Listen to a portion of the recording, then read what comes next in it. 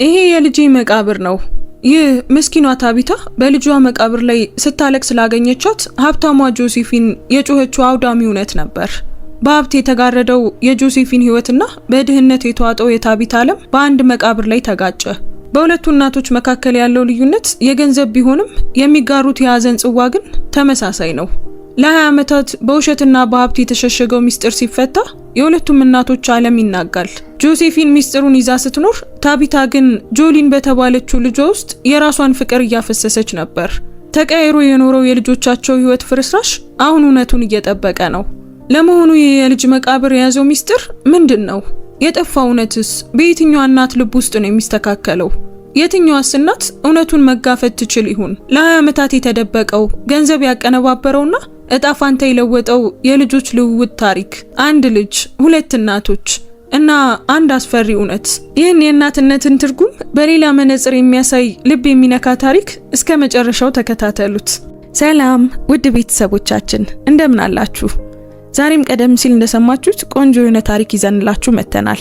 ቀጥታ ታሪኩን ከመጀመራችን በፊት ግን እስኪ ከየት ሆናችሁ እየተከታተላችሁ እንደሆነ ኮሜንት ላይ ጻፉልን። የሁላችሁንም መስማት እንፈልጋለን። ያላችሁበትን ሀገር አለም የከተማችሁን ስም ጻፉልን። እንዲሁም አሁን ይህንን ታሪክ እየተከታተላችሁ ባለበት ሰዓት በእናንተ ሀገር የሰዓት አቆጣጠር ስንት ሰዓት እንደሆነም ንገሩን። ውድ ቤተሰቦቻችን አንዲት የደግነት ተግባር የሰውን ህይወት ትለውጣለች ብላችሁ የምታምኑ ከሆነ ላይክ አድርጋችሁ ጀምሩት። ምክንያቱም የእናንተ አንድ ላይክ ለቻናላችን እድገት ትልቅ ዋጋ አለው። እንደዚህ አይነት አስደናቂ ታሪኮችን መስማት የሚያስደስታችሁ ከሆነ ደግሞ ሰብስክራይብ በማድረግ ቤተሰባችንን ተቀላቀሉ። በየቀኑ የምንለቃቸው አጓጊ ታሪኮች እንዳያመልጧችሁ የደወል ምልክቱን ተጫኑ። አሁን በቀጥታ ወደ ዛሬው ታሪካችን እንመለስ። ለ20 ዓመታት ያህል ያንን ትንሽ መቃብር ትጎበኝ ነበር። በየዓመቱ ተመሳሳይ አበቦች፣ ተመሳሳይ እንባዎች፣ ፈጽሞ መውደድን ያላቆመች ሴት፣ ተመሳሳይ ጸሎት።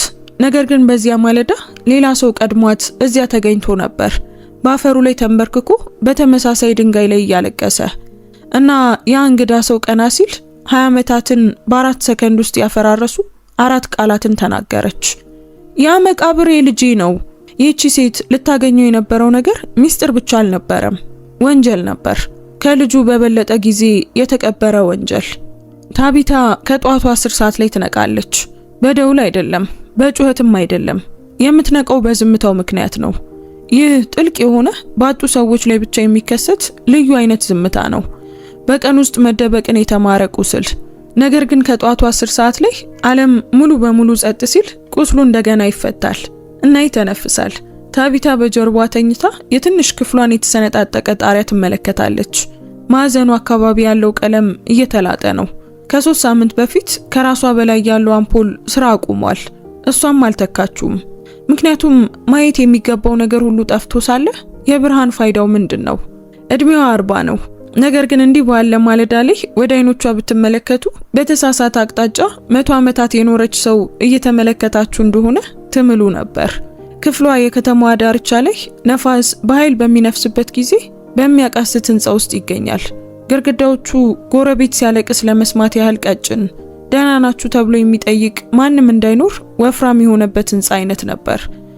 አንድ ትንሽ አልጋ፣ የእንጨት ወንበር፣ 4 እግር የነበረውና 4ኛውን እግር የያዘ የጡብ ክምር ያለው ጠረጴዛ፣ ግድግዳ ላይ በጣም የቆየና የደበዘዘ አንድ ፎቶግራፍ አለ። በፎቶ ላይ ያለው ፊት ፈጽሞ ጠፍቷል ማለት ይቻላል፣ ግን ሙሉ በሙሉ አይደለም።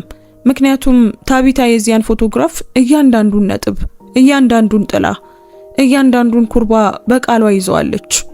በህልሟ ውስጥ ልትስለው ትችላለች፣ ስፍር ቁጥር በሌላቸው ጊዜያት ስላደረገችው። በፎቶግራፉ ላይ ያለው ፊት የህፃን ሴት ልጅ ነው፣ ትንሽ፣ ደካማ።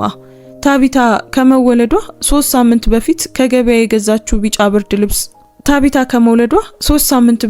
ከገበያ በገዛችው ቢጫ ብርድ ልብስ የተጠቀለለች፣ ለስላሳ፣ ንጹህ፣ የሚገባ እንዲሆን ብርድ ልብሱን 7 ጊዜ አጥበዋለች። ምክንያቱም ያኔም ቢሆን በዚያ ሁሉ ድህነት ውስጥ ታቢታ ልጇ የምትሰጣት ምርጥ ነገር እንደሚገባት ታምን ነበር። በፎቶግራፉ ላይ ያለችው ህፃን ስም የላትም።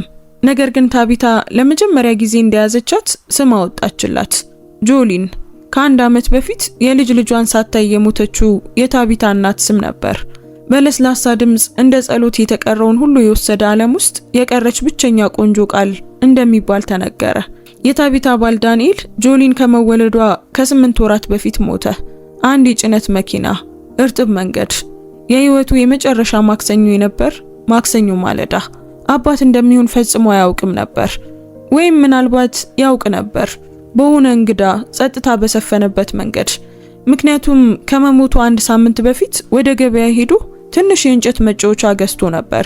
እንደዛ እንደተሰማው ተናገረ። በቤት ውስጥ ዝም ብሎ እንዲኖር እንደሚፈልግ ተናገረ። ታቢታ ለምን እንደሆነ ስትጠይቀው ሳቀ። ቢያንስ ቢቀመጥ ይሻላል ብዬ ነው አለ። ያ መጫወቻ ለ20 ዓመታት ታቢታ አልጋ አጠገብ ባለው ጠረጴዛ ላይ ተቀመጠ። ፈጽሞ አላንቀሳቀሰችውም፣ አልነካችውም። መሆን የነበረበት ሁሉ የመታሰቢያ ሐውልት እንደመሆኑ መጠን እዚያው እንዲቀመጥ ፈቀደችለት። ስለዚህ ጆሊን ወደ ዓለም ስትመጣ አባት በሌለበት ገንዘብ በሌለበት ዓለም ውስጥ መጣች እና ልቧ ቀድሞውኑ አንድ ጊዜ የተሰበረ እና አሁን በጣም ውድ፣ በጣም ደካማ፣ በጣም አስደናቂ ነገርን እንድትይዝ የተጠየቀች እናት ነበረች። ታቢታ ተአምሩን ትረብሽ ይሆናል ብላ በኃይል ለመተንፈስ እንኳን ትፈራ ነበር። ሆስፒታል ውስጥ ያሉ ነርሶች ሕፃኗ ደህና እንዳልነበረች ይናገሩ ነበር። ታቢታ ሙሉ በሙሉ ያልተረዳቻቸውን ቃላት ተጠቀሙ። የሕክምና ቃላት፣ ከባድ ቃላት፣ ዶክተሮች አስፈሪ ነገርን ለመናገር ሲሞክሩ የሚጠቀሙባቸው ቃላት። ጆሊን ችግር እንዳለባት ተናገሩ፣ ደካማ እንደሆነች እና ይህን ክፍል ታቢታ በግልጽ ሰማችው። ራስሽን አዘጋጂ አሉ እና ታቢታ በዚች ምድር ላይ ባላት 40 ዓመታት ውስጥ ለብዙ ጊዜ ራሷን ያዘጋጀች፣ በዝምታ አንገቷን የነቀነቀች፣ ልጇን ወደ ቤት የወሰደች እና እሷን መተው ያልፈለገች ሴት ነበረች። ያ 1 ዓመት ታቢታን ለመረዳት ከፈለጋችሁ በእውነት እሷን ለመረዳት ያንን 1 ዓመት መረዳት አለባችሁ። ምክንያቱም የህይወቷ በጣም አስቸጋሪ ዓመትና በተመሳሳይ ጊዜ የህይወቷ በጣም ቆንጆ ዓመት ነበር። በቀን ትሰራ ነበር እና በሌሊት ጆሊን ታናውጽ ነበር። የሌሎች ሰዎችን ልብስ በማጠብ ገንዘብ ለማግኘት በተሰነጣጠቁና ደረቅ እጆች ትመግባት ነበር። ለዘፈን ባልታሰበ ድምጽ ትዘምርላት ነበር። ነገር ግን ፍቅሯ ተራ ነገሮች እንደ ጸጋ ወደሚመስሉ ነገሮች የመቀየር መንገድ ስላለው ወደ ሙዚቃነት ተቀየረ። ጆሊን ትንሽ ነበረች። በለስላሳው ታለቅስ ነበር። ጩኸት አይደለም፣ ሐዘና እንኳን ጨዋ ነበር። ከምታየው ጠርዝ ባሻገር ያለውን ለመረዳት እንደምትሞክር የሚያሳዩ ትልቅ አይኖች ነበሯት እና ፈገግ አለች። ኦ ፈገግ አለች። ታቢታ የጆሊን ፈገግታ በዓለም ላይ ሙሉ በሙሉ ነፃ እንደሆነ የሚሰማው ብቸኛው ነገር እንደሆነ ትናገር ነበር። ምንም ዋጋ የለም፣ ምንም ሁኔታ፣ ምንም ክብደት የለውም። ንጹህ ልበቀና ደስታ ብቻ።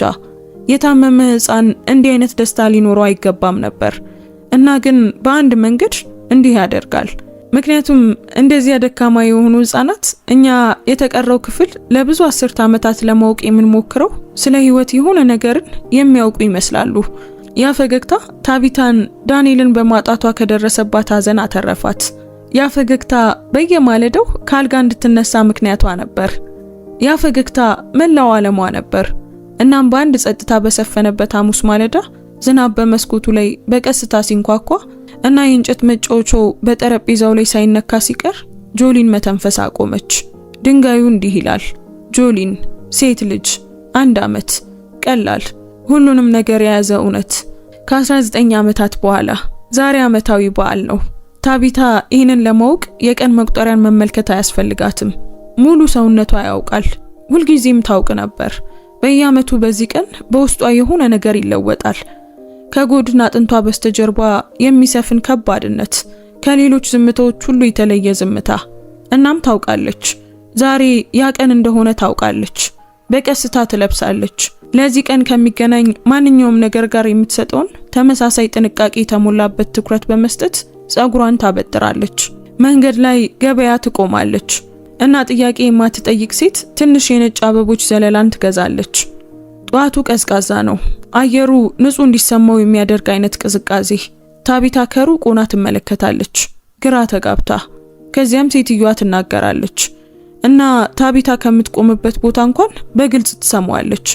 እያንዳንዱን ቃል ትሰማለች። ይቅርታ፣ ካንቺ ወሰድኳት። የታቢታ አበቦች መሬት ላይ ወደቁ። ደረቷ ስም የሌለውን ነገር አደረገ። በትክክል ህመም አይደለም፣ ግራ መጋባትም አይደለም፣ ግን የሆነ በሁለቱ መካከል የሆነ ነገር ልክ በጣም ትልቅ ህንጻ መውደቅ ከመጀመሩ በፊት ያለው ቅጽበት ይሰማታል። አንድ እርምጃ ወደፊት ትወስዳለች። ከዚያ ሌላም። አይምሮዋ ከመወሰኑ በፊት እግሮቿ እየተንቀሳቀሱ ነው። ሴትዮዋ ስትቀርባት አትሰማም። በምትሸከመው ነገር ውስጥ ሙሉ በሙሉ ጠልቃ ገብታለች። ትከሻዋ እየተንቀጠቀጡ ነው። እጆቿ በድንጋዩ ላይ ተጭነዋል። የጆሊን ድንጋይ ላይ፣ የጆሊን መቃብር ላይ። ልክ ሌላ መንገድ መድረስ በማትችለው ነገር በድንጋዩ በኩል የሆነ ነገር ለማሰማት እንደምትሞክር ሁሉ ታቢታ ከኋላዋ ቆመች። ድምጿ በቀስታ ይወጣል፣ በጥንቃቄ። ዛሬ ጠዋት ስትነቃ የነበረው ዓለም አሁንም ተመሳሳይ ዓለም አለመሆኑን እርግጠኛ ባልሆነችበት ጊዜ የምትናገረው አይነት ነበር። ይሄ የልጄ መቃብር ነው። ሴትዮዋ ሙሉ በሙሉ ተረጋጋች። ያልተረጋጋ የሆነ አይነት መረጋጋት። ያ የመረጋጋት እንደውም ተቃራኒ ነው። በጣም ለረጅም ጊዜ ሲጠብቁት የነበረውን ድምጽ የሰማ ሰው መረጋጋት። በቀስታ ዞረችና የታቢታን ፊት አየች። ቀይ አይኖች፣ ያበጡ፣ አንድ ጊዜ የተረጋጋና ኃይለኛ የነበረ ፊት። ታቢታ ያንን ማየት ትችላለች። ለቁጥጥር፣ ለርቀት፣ ለሀብት እንደ ጋሻ እንድትለብስ የሚያስተምር የክብር አይነት በዚያ የተገነባ ፊት። ነገር ግን ጋሻው ሙሉ በሙሉ ጠፍቷል። አሁን የቀረው አንዲት ሴት ብቻ ናት፣ የተሰበረች። ለረጅም ጊዜ ታቢታን ተመለከተቻት እና በፊቷ ላይ የሆነ ነገር ተንቀሳቀሰ፣ ትውውቅ የሚመስል ነገር። ይህም ምንም ትርጉም አይሰጥም ነበር፣ ምክንያቱም ታቢታ ያችን ሴት በህይወቷ ውስጥ አይታት አታውቅም። እና ከዚያ ሴትዮዋ በጭንቀት መናገር ጀመረች። አይ የኔ ናት፣ የኔ ልጅ። ዝምታ እንደ መጋረጃ በመቃብር ቦታው ላይ ወደቀ። ታቢታ አልተንቀሳቀሰችም። የጧቱ ጭጋግ በሁለቱም ላይ ይጠቀለላል፣ ቀርፋፋ እና ግድ የለሽ። የሰው ህይወት ሲሰበር ተፈጥሮ ሁልጊዜም እንደምትሆነው መንገድ። ሁለት ሴቶች፣ አንድ መቃብር፣ ድንጋይ ላይ የተቀረጸ አንድ ስም። ታቢታ እንግዷን ሴት ተመለከተች። ውድ ልብስ የለበሰች ሙሉ በሙሉ የጠፋች እንግዳ በመቃብር ቦታ ባለው አፈር ላይ ተንበርክካ፣ ለሷ ብቻ በሆነው በአንድ ነገር ፊት ተንበርክካ እና በደረቷ ውስጥ የሆነ ነገር ሲነሳ ተሰማት። ግራ መጋባት ብቻ አይደለም፣ ቁጣም ብቻ አይደለም፣ ከሁለቱ ነገሮች የበለጠ ጥልቅ ነገር። ከእግሯ በታች ያለው መሬት ካሁን በኋላ ጠንካራ ያልሆነ እስኪመስል ድረስ የሚያስፈራ ነገር። ሴትዮዋ አሁንም ትኩር ብላ ታያታለች እና ከዚያ ታቢታ ደሟ በደም ስሮቿ ውስጥ እንዲቀዘቅዝ ያደረገን ነገር ተናገረች። ስለ ህይወቷ ያመነችውን ነገር ሁሉ የሚወስድና እሳት የሚለኩስ ነገር። ግን የኔ ብቻ እንድትሆን አልታሰበችም ነበር። ታቢታ አልተናገረችም፣ መናገር አልቻለችም። ምክንያቱም ይህች ሴት አሁን እየተናገረችው ያለው ቃላት አየር ላይ የሆነ ነገር አድርገዋል። ትልቅ ነገር። ከሁለቱም አንዳቸው በቀላሉ ሊሄዱ የማይችሉት ነገር ተፈጥሯል። እሷ የኔ ብቻ እንድትሆን አልታሰበችም ነበር። ያ ምን ማለት ነው? ቆይ ምን ማለት ነው? ታቢታ ወደ መቃብሩ ተመለከተች። በድንጋዩ ላይ የተቀረጸው ስም ጆሊን ይላል። ለ20 ዓመታት ስትጎበኘው የነበረው ያው መቃብር፣ በራሷ እጇ ያጸዳችው፣ በዝናብ በሙቀት በዚህ ከተማ በተጣለበት በእያንዳንዱ ወቅት ጎን ለጎን የቆመችበት ያው መቃብር፣ የሷ የትንሽ ልጇ መቃብር። ሴትዮዋ አሁንም በአፈሩ ላይ ተንበርክካ ወደ እሷ ትመለከታለች እና በታቢታ ውስጥ የሆነ ነገር ተለወጠ። ግራ መጋባቱ አሁንም አለ፣ ነገር ግን ከሱ በታች የሆነ ጠንካራ ነገር እያደገ ነው። ተነሺ፣ ታቢታ ተናገረች። ተነሺ እያልኩሽ ነው። የልጄ መቃብር ፊት ለፊት ተንበርክከሽ እና ደግሞ እኔ ማን እንደሆንሽ አላውቅም። ተነስተሽ የምትናገሪው ነገር ካለ ተናገሪ። ምክንያቱም እኔ ለ20 ዓመታት ወደዚህ መጣለሁ። ፈጽሞ አንዴም እንኳን አይቼሽ አላውቅም። ያ የምትናገሪው ነገር ትርጉም አይሰጥም። የታቢታ አእምሮ ጀርባ ይህንን እየተናገረች ጸጥ ያለ የማይመች ድምፅን እያረጋገጠ ነበር። ምክንያቱም እሷ ከዚህ በፊት ሰው አይታ ታውቃለች። በእርግጥ በግልጽ ግን አይደለም፣ ተጠግታም አይደለም። በመቃብር ቦታው በዚህ ክፍል አቅራቢያ የቆመ ሰው አንዴ ወይ ሁለት ጊዜ ባለፉት ዓመታት። ታቢታ ሌላ መቃብር የሚጎበኝ ሌላ ሀዘንተኛ ነው ብላ ልታስብ የምትችልበት ርቀት ላይ ነበር። ምክንያቱም መቃብር ቦታው ሌሎች ብዙ መቃብሮች አሉት። ስለሱ ሁለቴ እንኳን አላሰበችም። አሁን ግን ማሰብ ጀመረች። ሴትዮዋ ካፈሩ በቀስታ ተነሳች። ረጅም ናት። ተንበርክካ ስትታይ ከነበረችው በላይ ረጅም። ኮቷን በትንሹ በሚንቀጠቀጡ እጆች አስተካከለች። ስለ ምልክቱ የሆነ የሚያም ነገር አለ። ልክ እንደ ሪፍሌክስ ልክ ሰውነቷ ይቅዝበት ሙሉ በሙሉ ያራቆተውን ክብር ለመመለስ እንደሚሞክርና እንደሚወድቅ ታቢታ በቀጥታ ተመለከተች። ስሜ ጆሴፊን ቤንጃሚን ነው አለች። ሰዎች አንድ ትርጉም አላቸው ተብሎ የሚታሰቡ ስሞችን በሚናገሩበት በዚያ መንገድ እና ታቢታ ታውቋለች በሆነ መንገድ በሬስቶራንት ወይም ቢልቦርድ ወይም የቴሌቪዥን ማያ ገጽ ላይ ያየችውን ፊት እንደምትለይ ከገንዘብ ጋር የተያያዘ ስም ከንግድ ጋር ተራ ሰዎች የሚያነቡትና ከዚያ የህይወታቸው አካል ስላልሆነ የሚያስቀምጡት አይነት ኃይል። እኔ ስለ ስምሽ ግድ የለኝም ታቢታ ተናገረች። እዚህ መምጣትሽ ነው ግድ የሚለኝ። ጆሴፊና እንደገና መቃብሩን ተመለከተች። ወደ ታቢታ ተመልሳ ስትመለከት አይኖቿ አውዳሚ የሆነ ነገር አደረጉ። ካሁን በኋላ እያለቀሱ አልነበረም። ለዚያ ቅጽበት ከማልቀስ በላይ አልፈዋል። አንድ ሰው ለመደበቅ መንገዶች ካለቁበት በኋላ አይኖች የሚታዩበት ያ መንገድ ነበር። ስንት ዓመቷ ነበር? ጆሴፊን ጠየቀች። ድምጿ ከሹክሹክታ በላይ አልሆነም። ስትሞት ስንት ዓመቷ ነበር? የታቢታ መንጋጋ ጠበቀ። 1 ዓመቷ ነበር። በጆሴፊን ፊት ላይ የሆነ ነገር አለፈ። መሸሽ፣ ትንሽ ግን የሚታይ ልክ እንደ መልሱ በአካል ጥልቅ በሆነ ቦታ እንደተነካች። እና አንቺ ከሷ ጋር ነበርሽ መጨረሻ ላይ? አዎ አቅፌያታለሁ። የታቢታ ድምጽ አልተሰበረም። አሁን አንቺ ማን እንደሆንሽ ንገሪኝ፣ ምክንያቱም ደግሜ እየጠየቅኩሽ ነው። ጆሴፊን እጇን በኮቷ ውስጠኛ ኪስ ውስጥ ከተተች። በቀስታ ሆነ ብላ ለረጅም ጊዜ ሊሸከሙት የነበረን ነገር እንደያዘ ሰው ዛሬ ለማሳየት ስላሰቡ አይደለም፣ ነገር ግን ፈጽሞ ማስቀመጥ ስላልቻሉ ነው። ፎቶግራፍ አወጣች። አሮጌ ከ2 አስርት ዓመታት በፊት በሆስፒታሎች ውስጥ ይጠቀሙ የነበረው አይነት ወረቀት ላይ የታተመ፣ በአንደኛው ጥግ ላይ በትንሹ የተጨማደደ ነገር ግን በሌላ መልኩ በሚያስደንቅ ጥንቃቄ የተጠበቀ ዓለም ለማጥፋት የሞከረችውን ነገር ብቸኛው ማረጋገጫ ይህ ትንሽ የወረቀት 4 ማዕዘን መሆኑን የሚያውቅሰው ጥንቃቄ ለታቢታ ሰጠቻት። ታቢታ መውሰድ አልፈለገችም። ለምን እንደሆነ አታውቅም። ነገር ግን በእያንዳንዱ የሰውነቷ ክፍል ውስጥ ያለው ስሜት እጇን ዘርግታ ያንን ፎቶግራፍ ከዚች ሴት እጅ የመውሰድ ቀላል ድርጊትን እየተቃወመው ነበር። ምክንያቱም የሷ ክፍል ከጧቱ 10 ሰዓት ላይ ወደዛ ጸጥታ የነቃው ክፍል ያ በጭራሽ ያን ያህል ክብደት እንዲይዝ ባልተሰራ ደረት ውስጥ 20 ዓመታት ሐዘን ተሸክሞ የነበረው ክፍል ቀድሞውኑ ያውቋል። ዝርዝሮቹን አይደለም፣ ሙሉውን እውነትም አይደለም፣ ነገር ግን ቅርጹን ያውቀዋል። እየመጣ ያለውን አስፈሪ የማይቻል ነገር ቅርጽ ያውቀዋል። ፎቶግራፉን ወሰደች። ሆስፒታል ክፍል ውስጥ ነው። መብራቱ በሆስፒታሎች ውስጥ ብቻ የሚገኝ ፈዛዛ ጠፍጣፋ አይነት፣ ሁሉም ነገር ትንሽ ያልተጨበጠ፣ ትንሽ በጣም ብሩህ፣ ትንሽ የተሳሳተ እንዲመስል የሚያደርግ ያ ቀለም። ፍሬሙ መሃል ላይ አልጋ አለ እና በሁለቱም በኩል 2 ሴቶች አሉ። አንደኛዋ ጆሴፊን ናት። ወጣት፣ ምናልባትም የ20 ዓመት ወጣት፣ ነገር ግን የማትታወቅ ተመሳሳይ ቁመት፣ ተመሳሳይ ጥርት ያለ የተዋቀረ ባህሪ። ምንም እንኳን በዚህ ፎቶግራፍ ውስጥ እነዚያ ባህሪያት በስሜት የተጨማደዱ ቢሆኑም። ወደ አልጋው ተጠግታ አንዱ እጇ ተዘርግቷል። አይኖቿ ታቢታ ወዲያውኑ የምታውቀው ነገር የተሞሉ ናቸው። ያ አገላለጽ፣ ያ የተለየ አቅመ ቢስ ተስፋ የቆረጠ አገላለጽ ለአንድ ሰው የህይወት ዘመን ውስጥ ለአንድ ቅጽበት ብቻ ነው። ልጃቸውን ለመጀመሪያ ጊዜ በሚያዩበት በዛ ቅጽበት የታቢታ አይኖች ወደ አልጋው ሌላኛው ጎን ሄዱ እና ከዚያ እጆቿ መንቀጥቀጥ ጀመሩ። ምክንያቱም በፎቶግራፍ ውስጥ ሌላኛዋ ሴት በተቃራኒ በኩል የቆመች አዲስ የተወለደች ህፃን የያዘች በክንዷ ውስጥ ያለው ልጅ በሙሉ እጅግ በጣም አውዳሚ ፍቅር የምትመለከተው እሷ ነበረች። አዎ እሷ ራሷ የ20 ዓመት ወጣት ቀጭን ሴት፣ ጸጉሯ የተለየ ነገር ግን ፊቷ የሚታወቅ በየማለዳው በክፍሏ ውስጥ ባለው ማጠቢያ ገንዳ ላይ ባለው ትንሽ በተሰነጠቀ መስታወት ውስጥ ለራሷ የሚታወቃት መንገድ ያቺ እሷ ናት። በሆስፒታል ክፍል ውስጥ ህፃን ልጅ ይዛ ከጆሴፊን ቤንጃሚን ተቃራኒ የቆመችው ሴት።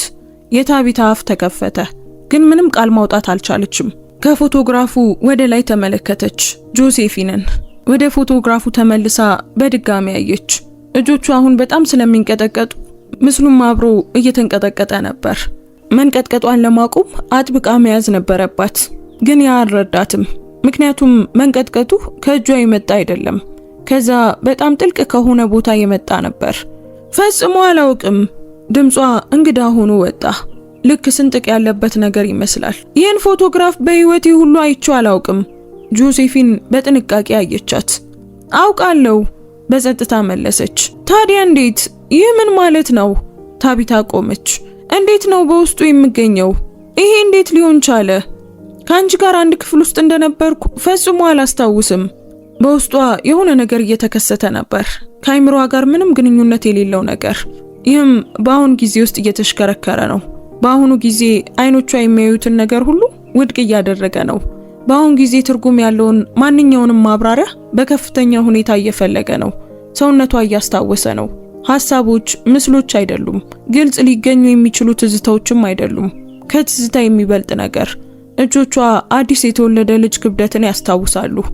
ደረቷ በጣም ትንሽና በጣም አስፈላጊ የሆነ ነገር የሚያዝ ልዩ ሽብርን ያስታውሳል።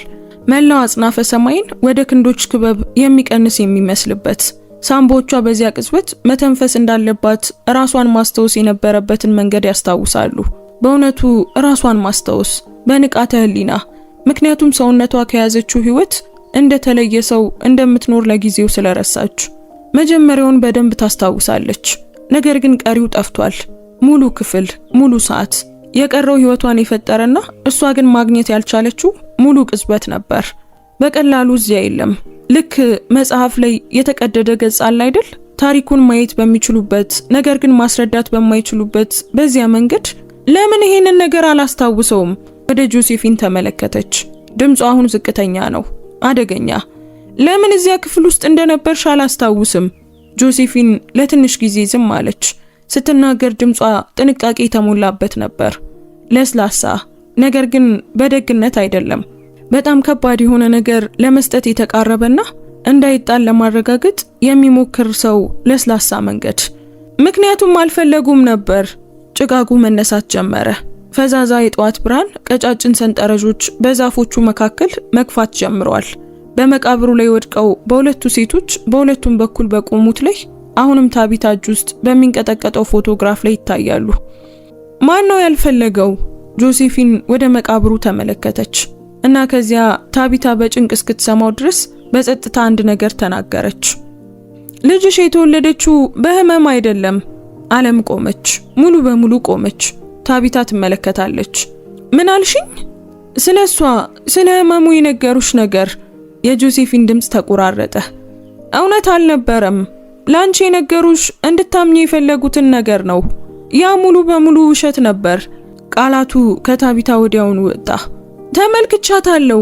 ለአንድ ዓመት በሙሉ በየቀኑ አይቻታለሁ። እውነት ነበር። እሷ ደካማ ነበረች፣ ታማ ነበር። ያንን በትክክል ማየት ይችል ነበር፣ ምክንያቱም እሷ ለመኖር አልታሰበችም። ጆሴፊን ድምጿ ወርዶ ወደ ቤት ያመጣሻት ልጅ ጤናማ አልነበረችም፣ ለረጅም ጊዜ የምትኖር አልነበረችም። እናም እነሱ ያውቁ ነበር። የታቢታ ደረት ሲጠብ ተሰማት። እሷ የኔ ልጅ ነበረች። ቆይ ምንድነው የምታወሪው? ጆሴፊን አይኖቿን ዘጋች እና ቀጥሎ የምታደርገው ነገር ጧቱን በስፋት ይከፍተዋል። በፊቷ ላይ እንባ እየፈሰሰ አይ ታቢታ፣ ላፍታ ቆም አለች። አንድ ነጠላና አውዳሚ ረፍት። እሷ ልጅሽ አይደለችም። ፎቶግራፉ ከታቢታ እጅ ወደቀ፣ መሬት ላይ ፊት ለፊት ወረደ። በመካከላቸው በሁለቱ ሴቶችና በአንድ መቃብር መካከል እና ምስሉ ፈዛዛው ሆስፒታል ክፍሉን፣ ሁለቱን እናቶች፣ አዲስ የተወለደውን ህፃን፣ የተሳሳተ የሁሉ ነገር መጀመሪያን ትመለከታለች። ታቢታ አትንቀሳቀስም። ሰውነቷ ለጊዜው ሁሉንም አስፈላጊ ያልሆኑ ተግባራት ያገደው በጣም አውዳሚውን መረጃ ሲቀበል ነው። ሰው እንደምትቆም ዝም ብላ ቆማለች። መተንፈስ ብቻ ነበር። ምክንያቱም ጆሴፊን አሁን የተናገረችው ነገር የሚቻል የሚሆን አልነበረም። ታቢታ ምን እንደሆነ ታውቃለች። ምክንያቱም ጆሴፊን አሁን የተናገረችው ነገር ቀላል ነገር አይደለም፣ የሚሆን የሚታሰብም ነገር አይደለም። ግን ተችሏል፣ አልፏል። በ40 ዓመታት በኩል በሹል በይቅርታና በሌላኛው የእውነተኛ ዓለም በ40 ዓመቷ ሴት ውስጥ አልፏል። ይቅርታ በሌለው እውነተኛ ዓለም በሆስፒታል ውስጥ የአየር ማቀዝቀዣ በሌለበትና አንድ ከመጠን በላይ የሰራ ነርስ በየሰዓቱ የምትመለከታት ሆስፒታል ውስጥ ለ11 ሰዓታት በምጥ አሳልፋለች። እናም ያንን ልጅ በራሷ ሰውነት ወደ ዓለም ገፍታለች እና ህፃኗን በደረቷ ላይ ያደረጓት እና ታቢታ እጇን በደረቷ ላይ ጠፍጥፋ ጭናለች። ምክንያቱም ትዝታው እዚያ ይቆማል። ከዚያ በፊት ያንን አስተውላ አታውቅም። ስለ ጆሊን መወለድ ታሪክ ለብዙ ጊዜ ለራሷ ተናግራለች። በአብዛኛው በክፍሏ ዝምታ ውስጥ። ምክንያቱም ለመናገር ሌላ ማንም ሰው አልነበረም። እሷ ሁል ጊዜ በምት ትጀምራለች እና በመያዝ ትጨርሳለች። እና እሷ ፈጽሞ አንድ ጊዜም እንኳን መካከለኛው ክፍል ትክክለኛው የወሊድ ጊዜ ጆሊን በዓለም ላይ የመኖሯ የመጀመሪያ እውነታን ሰኮንድ በግልጽ ማየት አልቻለችም። እዚያ ደብዛዛ ነበር፣ በብርጭቆ ውስጥ የሆነ ነገር ለመመልከት እንደመሞከር ያለ። ሐዘን የነገሮችን ጠርዝ እንደሚያለሰልስ አስባ ነበር። ሐዘን አንዳንድ ጊዜ በጣም የሚያሳምሙ ጊዜያት እንደሚያደርገው። ነገር ግን ሐዘን ባይሆንስ? ሐዘኑ ከመጀመሩ በፊት ጠርዞቹ መጀመሪያውኑ ደብዛዛ ቢሆኑስ? ንገሪኝ አለች ታቢታ። ድምጿ አሁን ተቀይሯል። ከውስጧ የሆነ ነገር ወጥቷል። ሙቀቱ፣ ተቃውሞ፣ እሷን ሲጠብቃት የነበረው ፈጣን እምቢታ እና የቀረው ነገር በጣም ጸጥ ያለና በጣም የተረጋጋ ግዙፍ ነገር አፋፍ ላይ ቆሞ ወደ ታች እየተመለከተ ወደ ኋላ መመለስ የማይቻል ሰው የሚመስል ነገር ነበር። ሁሉንም ንገሪኝ፣ አሁኑኑ ንገሪኝ። ጆሴፊን ለረጅም ጊዜ ተመለከተቻት። ከዚያም ወደ ታች ጎንበስ ብላ ፎቶግራፉን ከመሬት ላይ አንስታ በሁለቱም እጆቿ ያዘችው። እናም ጀመረች። ያ ምሽት አለች ጆሴፊን፣ ከ20 ዓመታት በፊት። ድምጿ አሁን የተረጋጋ ነው። ይህንን ብዙ ጊዜ የተለማመደች፣ ለገመተችው፣ ለፈራችው፣ በአንድ መንገድ ለረጅም ጊዜ ለተመኘችው ሰው በተረጋጋ ድምጽ የምትናገር ትመስላለች። ሰውነቷ ወደ አስፈሪ መረጋጋት ተቀይሯል። 2 ሴቶች በዚያ ሆስፒታል ወለዱ። ላፍታ ቆመች። በአንድ ሰዓት ውስጥ ታቢታ ሙሉ በሙሉ ዝም አለች። አንድ ሕፃን፣ ጠንካራ፣ ጤናማና በአግባቡ የምትተነፍስ አዲስ ሕፃን፣ ልታለቅስ በሚገባው መንገድ የምታለቅስ፣ በኃይልና በንዴት በህይወት የተሞላች ነበረች። የካትሪን ድምጽ ለአንድ አፍታ ተወጠረ። ሌላኛዋ ሕፃን ግን እንደዚህ አልነበረችም። ታቢታን ተመለከተች። ሌላኛዋ ሕፃን ደካማ ነበረች። ከመጀመሪያው ጀምሮ ለመተንፈስ ትቸገር ነበር። ዶክተሮች ከ1 ዓመት በላይ ምናልባትም ከበዛ ከ2 ዓመት በላይ እንደማትቆይ ያውቁ ነበር። ሳምባዋ ሙሉ በሙሉ አላደገም ነበር። ሌሎቹ ስብስብ ችግሮችም ነበሩ። በጣም ትንሽ እድል ሰጧት። ጭጋጓ አሁን ሙሉ በሙሉ ተነስቷል። ፀሐይ እየወጣች ነው እና ታቢታ በዚህ አዲስ ማለዳ አዲስ ብርሃን ውስጥ ቆማለች። ውስጧ እያንፈራረሰ ያለውን ታሪክ እያዳመጠች ነው። ደካማዋ ሕፃን የኔ ነበረች አለች ጆሴፊን። እና ጤናማዋ ሕፃን ቆም አለች። ምራቋን ዋጠች። ከዚያም ጨረሰችው። ያንቺ ነበረች። ታቢታ ሁሉንም ነገር ሰማች ሙሉ በሙሉ። እናም የመጀመሪያው ነገር ከጥፋት በፊት፣ ከቁጣ በፊት፣ ከሐዘን በፊት የሚሰማት አስፈሪ የሆድ ዕቃዋን የሚመታ እፎይታ ነበር። ምክንያቱም ይህ ማለት የሷ ጆሊን አልታመመችም ማለት ነው። ይህ ማለት ጤናማዋ ሴት ልጇ ስትጠፋ ለማየት 1 ዓመት አላጠፋችም ማለት ነው። ይህ ማለት እና ከዚያኛው ሁለተኛው ስሜት ከመጀመሪያው በኋላ ወዲያውኑ ይመጣል። እናም እሱ በጣም ትልቅ፣ በጣም ከባድ ከመሆኑ የተነሳ ሌላውን ሁሉ ያጠፋል። ምክንያቱም ጤናማዋ ሕፃን የሷ ከሆነች በአግባቡ የምትተነፍስ፣ በኃይል የምታለቅስ፣ በህይወት የተሞላች ከሆነች ታዲያ ያቺ ሕፃን የት ሄደች? ጆሴፊንን ተመለከተች እና ጆሴፊን ፊቷን ስትመለከት የነበረችው ባለፉት 10 ሰከንዶች ውስጥ እያንዳንዱን ነገር ሲያንቀሳቅስ አየችው። ታቢታ ቃላቱን ከማግኘቷ በፊት ተናገረች። ሕፃናቱ ተቀያየሩ አለች። 20 ዓመታትን ወደ ኋላ የሚያደርሱና ሁሉንም ነገር እንደገና የሚጽፉ ቃላት። በዚያ ሆስፒታል ውስጥ ያለ አንድ ሰው በዚያ ምሽት ውሳኔ ያደረገ። ያንቺን ሴት ልጅ፣ ጠንካራዋን፣ ጤናማዋን፣ በህይወት ያለችውን ሴት ልጅ ካንቺ ወሰዱ እና በኔ እጅ ውስጥ አኖሯት። እናም የኔን ደካማ ሴት ልጅ፣ የምትሞቷን ሴት ልጅን በአንቺ እቅፍ ውስጥ አኖሯት። የመቃብር ቦታው ሙሉ በሙሉ ዝም ብሏል። ወፎች እንኳን የሉም፣ ነፋስም የለም፣ ዝምታ ብቻ። እና 2 ሴቶች ለ2 አስርት ዓመታት የተቀበረን እውነት በመጨረሻም በአፈር ውስጥ መንገዱን እየቆፈረ ሲወጣ እና አንቺ፣ የታቢታ ድምጽ ከትንፋሽ በላይ ተሰማ። አንቺ የኔን ሴት ልጅ ወደ ቤት ወሰድሽ? የካትሪን ፊት ተሰበረ። አዎ። ታቢታ አንድ እርምጃ ወደ ኋላ ፈገፈገች። ተረከዟ የሆነ ነገር ላይ ተያዘ። ድንጋይ፣ ምናልባትም ስር፣ አታውቅም። ብቻ ተሰናከለች። እናም ከመቃብሩ አጠገብ ባለው ዛፍ ላይ ራሷን ለመያዝ ክንዷን መወርወር ነበረባት። እና እዚያው ከቅርፊቱ ጋር ተጋጭታ ዝም ብላ ቆመች። በኃይል ተነፈሰች። ጆሴፊንን አየች። መላው ዓለም በእግሯ ስር በኃይል ሲያጋድል፣ ያሳደግኳት ልጄ አለች። እያንዳንዱ ቃል ቀርፋፋ ነበር፣ ሆነ ተብሎ የተደረገ እያንዳንዱን ለብቻዋ እንደምትሸከም ያህል። ምክንያቱም አብሮ ለማንሳት በጣም ከባድ ስለሆነ። በየሌሊቱ ከጎኗ የተቀመጥኩት ልጅ፣ የዘፈንኩላት፣ ስትጠፋ ያየኋት ልጅ፣ ስትሞት እጇን የያዝኳት ልጅ። ያንን አረፍተ ነገር መጨረስ አልቻለችም። እሷ የኔ አልነበረችም። ጆሴፊን እይቷን አትመልስም። እና እውነተኛዋ ልጄ ታቢታ በሰውነቷ ውስጥ በጣም መጥፎ ክፍል እንደሆነ አስቀድሞ የምታውቀው ክፍል ይመጣል። ይህች ሴት ካንቺ ወሰድኳት ስትል ከሰማች ጊዜ ጀምሮ ያወቀችው፣ ዛሬ ጧት ያንን የብረት በር ካለፈችበት ጊዜ ጀምሮ በእያንዳንዱ ህዋሷ ውስጥ እያዘጋጃት የነበረው እውነተኛዋ ሴት ልጄ። የታቢታ ድምጽ ተሰባበረ በከፍተኛ ሁኔታ። የት ነው ያለችው? ሴት ልጄ የት ነው ያለችው? ለ20 ዓመታትስ የት ነበረች? ምክንያቱም እሷን ወደ ቤት ከወሰድሻት እና ካደገች በዚህ ሁሉ ጊዜ ውስጥ በህይወት ከነበረች አሁን የት ነው ያለችው? እና ጆሴፊን ወደ ታች ታያለች፣ ወደ መቃብሩ፣ ወደ ድንጋዩ። ለ3 ቀናት እዚያ ወደ ነበረው ስም አዲስ የተቀረጸ አሁንም በጠርዙ ላይ ጥሬ ነው።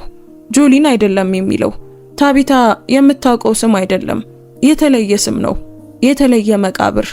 እና ታቢታ የጆሴፊንን እይታ በመከተል ወደ ታች ተመለከተች።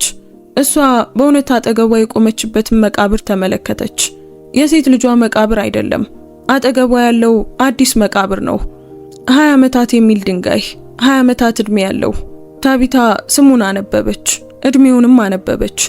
እዚህ ጋር እንደምትገኝ ለማወቅ ገና ጊዜ ያልነበረው በጣም አዲስ በሆነ ድንጋይ የተቀረጸውን የተወደደች ሴት ልጅ የሚሉትን ቃላት አነበበች እና ከዚያ የሞተችበትን ቀን አየች።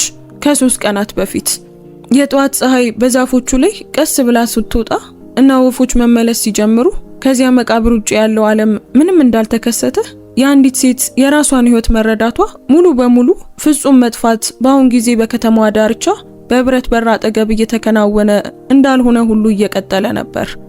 ከዚያ የታቢታ ጉልበቶች ተሸነፉ። በዝግታ በድራማዊነት አይደለም፣ በቀላሉ መስራት አቆሙ።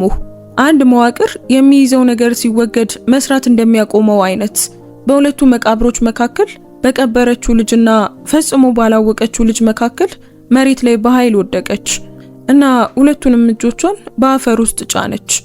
ድምፅ አወጣች። ቃል አይደለም፣ ጩኸትም አይደለም። ከቋንቋ በታች፣ ከሐሳብ በታች ሰውን ሰው የሚያደርገውና ምድር የምትሰማው ስሜት፣ አሮጌ እና ዝም ያለ የመሰከረችውን ነገር ማስረዳት የማይችል ከምድር በታች የሚወጣ ድምፅ። ጆሴፊን ወደሷ ተንቀሳቀሰች። እንዳትነኪኝ! የታቢታ ድምፅ ስለታምና ዝቅተኛ ነበር። በፍጹም እንዳትነኪኝ! አጠገቤ እንዳትቀመጪ! እዚያው ቁሚ! ጆሴፊን ቆመች። እዚያው ቆመች። ታቢታ እንደገና መናገር እስክትችል ድረስ ብዙ ጊዜ ወሰደ። ፀሐይ ትንቀሳቀሳለች፣ ጥላዎች ያጥራሉ።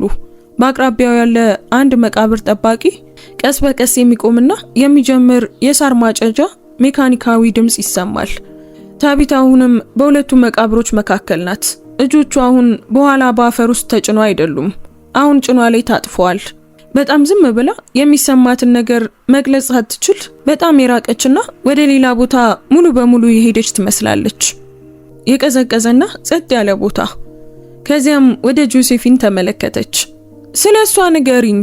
ጆሴፊን ተንቀጠቀጠች። ስለ ሴት ልጄ ንገሪኝ። ድምጿ ቁጥጥር የተደረገበት ነበር፣ ምክንያቱም ያንን ቁጥጥር ከለቀቀችው መልሳ ማግኘት ስለማትችል ነው። ለ20 ዓመታት ነበረች፣ ካንቺ ጋር ነበረች እና ስለሷ ሁሉንም ነገር ታውቂ ነበር። ስለምትስቅበት መንገድ፣ ስለምትወዳቸው ነገሮች፣ ስለምትሆነው ሰው። ቆም አለች። እኔ ግን ምንም አላውቅም፣ ስለ ራሴ ልጅ ምንም አላውቅም ነበር። ስለዚህ እዚህ ትቆሚና ሁሉንም ነገር ትነግሪኛለሽ። 20 ዓመታትና ስንት ደቂቃዎች እንደሚወስድ ትሰጪኛለሽ፣ ምክንያቱም እሱ ቢያንስ የሚያድነኝ ነገር ነው። ጆሴፊን ላፍታ ተመለከተች። ከዚያም አንገቷን ነቀነቀች። እናም ጀመረች። ስሟ ኤላራ ይባላል አለች ጆሴፊን። ያ ብቻ፣ መጀመሪያ ስሙ ብቻ በቀላሉ የቀረበ ልትይዘው የምትችለው ወይም የማትችለው መሆኑን እርግጠኛ ባልሆነችው ሰው ላይ ውድና የማይተካ ነገር እንደመስጠት። ኤላራ፣ እሷ ራሷ ናት የመረጠችው በ7 ዓመቷ ገደማ። ስሟ ትርጉም ሊኖረው ይገባል ብላ በወሰነችበት ደረጃ ውስጥ አለፈች። ስለዚህ ለሷ የምንለውን እያንዳንዱን ስም ፈልጋ ወደኛ ተመለሰች። ኤላራ ማለት መኳንንት ማለት ነው አለች። ለኔ በጣም ይስማማኛል አለች። በ7 ዓመቷ በጣም ቁም ነገረኛ ነበረች። በጆሴፊን ፊት ላይ የሆነ ነገር ተንቀሳቀሰ። ፈገግታ አይደለም፣ ከፈገግታ የበለጠ የተወሳሰበ ነገር። ሐዘንና ፍቅር እርስ በርሳቸው በጣም ተጣብቀው አንድ ነጠላ የሆኑ እንደዚያ ነበረች። ሁሉ ጊዜም እርግጠኛ፣ ስህተት በነበረች ጊዜም እንኳን እና አንዳንድ ጊዜ ስህተት ነበረ። እልከኛ ነበረች እና አንዳንድ ጊዜ ትሳሳታለች። ሙሉ በሙሉ በራስ መተማመን ትክክል ከመሆን የበለጠ አስፈላጊ ነው ትላለች እና ከዚያ በኋላ ትክክል ሆና ትወጣ ነበር። ሁል ጊዜ እንደጠበቀችው ትሰራ ነበር። ታቢታ እያንዳንዱን ነገር ታዳምጣለች። አይኗን አትጨፍንም፣ አትንቀሳቀስም። እያንዳንዱ ቃል ገና ስም የሌለው የውስጧ ክፍል ውስጥ ይወድቃል። ደግ ነበረች ጆሴፊን ቀጠለች እና ድምጿ በዚያ ቃል ላይ ተለወጠ። በዚህ ማለዳ ገና ባለሰለሰ መንገድ ለሰለሰ፣ ልክ እንደ ቃሉ ራሱ ለንክኪ እንደተፈጠረ። እንዳደገችበት መንገድ ለመረዳት ሁልጊዜም ቀላል ባልሆነ መንገድ በእውነት ደግ ነበረች። ሁሉም ነገር ነበረን። ከሁሉ በላይ ኤላራ ያንን እያወቀች አደገች። ነገር ግን ያ አይነት ህይወት አንዳንዴ ሰዎችን እንደሚያደርጋቸው አይነት አልሆነችም። ቆም አለች። በ14 ዓመቷ ለኛ የምታበስል ግሬስ የምትባል ሴት ቀዶ ጥገና የሚያስፈልገውና የማይችለው ልጅ እንዳላት አወቀች። ኤላራ ወደኔ መታ እንድከፍልላት ጠየቀችኝ። እመለከቷለሁ አልኳት። እሷም አትመልከቺው ማዬ አድርጊው አለችኝ እና ስልኩን እስካነሳ ድረስ እዚያው ቆመች። ታቢታ ድምፅ አወጣች። በጣም ትንሽ፣ ምንም ማለት ይቻላል፣ ግን ጆሴፊን ልትሰማው ትችላለች። ስትስቅ ሁሌም ፊቷን ትሸፍን ነበር። ምን ያህል ደስታ ልትፈጥር እንደምትችል ታፍር ነበር። የሚያምር ሳቅ ነበራት። ጆሴፊን አሁን ድምጿ በተለየ መንገድ እየተሰባበረ ነው። እየፈራረሰ ሳይሆን ልክ እንደ እንጨት በእህል መስመር ውስጥ እንደተከፈለ በለስላሳ ተጀምሮ ከዚያም ሙሉ ሰውነቷ ወሰደው። መሳቅና በአንድ ጊዜ መቆም አትችልም። በሷ አካል ላይ የማይቻል ነበር። በመደገፍ ወይም የሆነ ነገር በመያዝ ፊቷን ትሸፍነው ነበር። በእውነት ስትስቅ ሁሉ ጊዜም ፊቷን ትሸፍነው ነበር። አንድ እምባ ዘለላ በታቢታ ጉንጭ ተንሸራተተ። ለመጥረግ እጇን አላንቀሳቀሰችም። ትምህርት እየተማረች ነበር። ጆሴፊን ቀጠለች። ሕግ እያጠናች ነበር። በፍትህ መጓደል ለተያዙ ሴቶች መስራት ትፈልግ ነበር እና ይሄ ሁሉ በጣም በቅርብ ጊዜ ነበር። ከጥቂት ወራት በፊት ከራት በኋላ አብረን ተቀምጠን ነበር። በጣም በግዴለሽነት ተናገረችው። ቀድሞውኑ እንደተወሰነ እንደ እውነት እማዬ በትክክል አስፈላጊ የሆነ ነገር መስራት ያለብኝ ይመስለኛል አለችኝ። የጆሴፊን ድምፅ በመጨረሻው አረፍተ ነገር ላይ ሙሉ በሙሉ ይወጣል። ከንፈሯን አጥብቃ ትዘጋለች። እናም በአፍንጫዋ ብቻ ትተነፍሳለች። እኔ ዝም ብዬ የጉርምስና ነገሮች እንደሆኑ አስቤ ነበር። ከዚያም የራሷ ተፈጥሮ እንደሆነ አንዳንድ ግልጽ ምልክት የሌለው ጸጥ ያለ ሐዘን እንደምትሸከም አስብ ነበር። እሷ ብቸኛ ነበረች፣ ግን አንዳንድ ጊዜ ነገሮችን ትናገር ነበር። ፈጽሞ ያልነበረኝ ነገር የጎደለኝ ይመስለኛል ትለኝ ነበር። ከአንድ ጊዜ በላይ ደጋግማ ትናገሯለች በተለያዩ መንገዶች፣ ግን ሐሳቡ ሁሌም ተመሳሳይ ነው። በህይወቷ ውስጥ ምንም ነገር ለመሙላት ትክክለኛ ቅርጽ የሌለው ቦታ እንዳለ ነበር። ወፎቹ አሁን በጣም ጮክ ብለዋል፣ ወይም ምናልባት ሁሉም ነገር ጸጥ ብሏል። እናም ወፎች ሁልጊዜም እንደዚሁ ጮክ ያሉ ነበሩ። ታቢታ ግን አሁን እያስተዋለችው ነው። ምክንያቱም የተቀረው ዓለም ራሱን ወደዚህ ቀንሷል። 2 መቃብሮች፣ 2 ሴቶች እና መጀመሪያውን ለማየት ያልቻለች እናት በቃላት የተሳለ የልጅ ምስል። ታቢታ ውስጥ የተቀመጠችበት በጣም ሙሉ ዝምታ፣ ያልኖረችው ህይወት የተሞላ፣ ባላሳደገችው ልጅ የተሞላ፣ የ20 ዓመት ማለዳዎች እና ክርክሮች፣ እራት፣ የትምህርት ቤት ጉዞዎች፣ የመንፈቅ ሌሊት ንግግሮች እና አንድን ሰው መውደድ እውነተኛ ይዘት የሚያደርግ ትናንሽ ተራ የማይተኩ አፍታዎች። እና እሷ ግን አንዳቸውም አልነበሯትም፣ አንዳቸውም የላትም። የተለየ መቃብርን ትጎበኝ ነበር፣ የተለየ ልጅን ትወድ ነበር። እና ኤላራ፣ የሷ ኤላራ፣ ደሟ፣ ሴት ልጇ በከተማው ሌላኛው ክፍል ባለው ቤት ውስጥ እያደገች ፈጽሞ ያልነበራትን ነገር የጎደለች ያህል ይሰማት ነበር። የምትጎድለው ነገር ስምና አድራሻ፣ የውሃ ገንዳ በላይ የተሰነጠቀ መስታወትና ለ20 ዓመታት በተሳሳተ ምክንያት እየጠበቀች የነበረች ጠረጴዛው ላይ የእንጨት መጫወቻ እንኳን እንዳላት አላወቀችም። የታቢታ እጆች እንደገና መንቀጥቀጥ ጀመሩ እና በመጨረሻ ስትናገር ቃላቱ በህመም በጣም በተጨናነቀ ድምጽ ስለሚወጡ ድምጽ እንኳን አይመስልም ነበር። ለዚህ እስር ቤት ውስጥ መበስበስ አለብሽ፣ በጣም ክፉ ነሽ። ጆሴፊን አይኗን አላርገበገበችም። አንገቷን ዝም ብላ ነቀነቀች። አውቃለሁ። የታቢታ ድምጽ አሁን እየጨመረ ነበር። አንቺ ሁሉንም ነገር ታውቂ ነበር። ነገር ግን ጩኸት ባለበት ቦታ አልፎ በጣም ወደ አደገኛ ነገር በወጣ ሰው ልዩና አስፈሪ ዝምታ ትናገራለች። የተደረገውን ታውቂ ነበር። ሴት ልጄ የኔ እንዳልሆነች ታውቂ ነበር። እናም ዝም ብለሽ አስቀመጥሻት። የኔ ያልሆነችን ልጅ እንድቀብርና ለ20 ዓመታት እንዳዝንላት በየዓመቱ የህይወቴን ዘመን ይህንን መቃብር እንድጎበኝ ፈቀድሽ።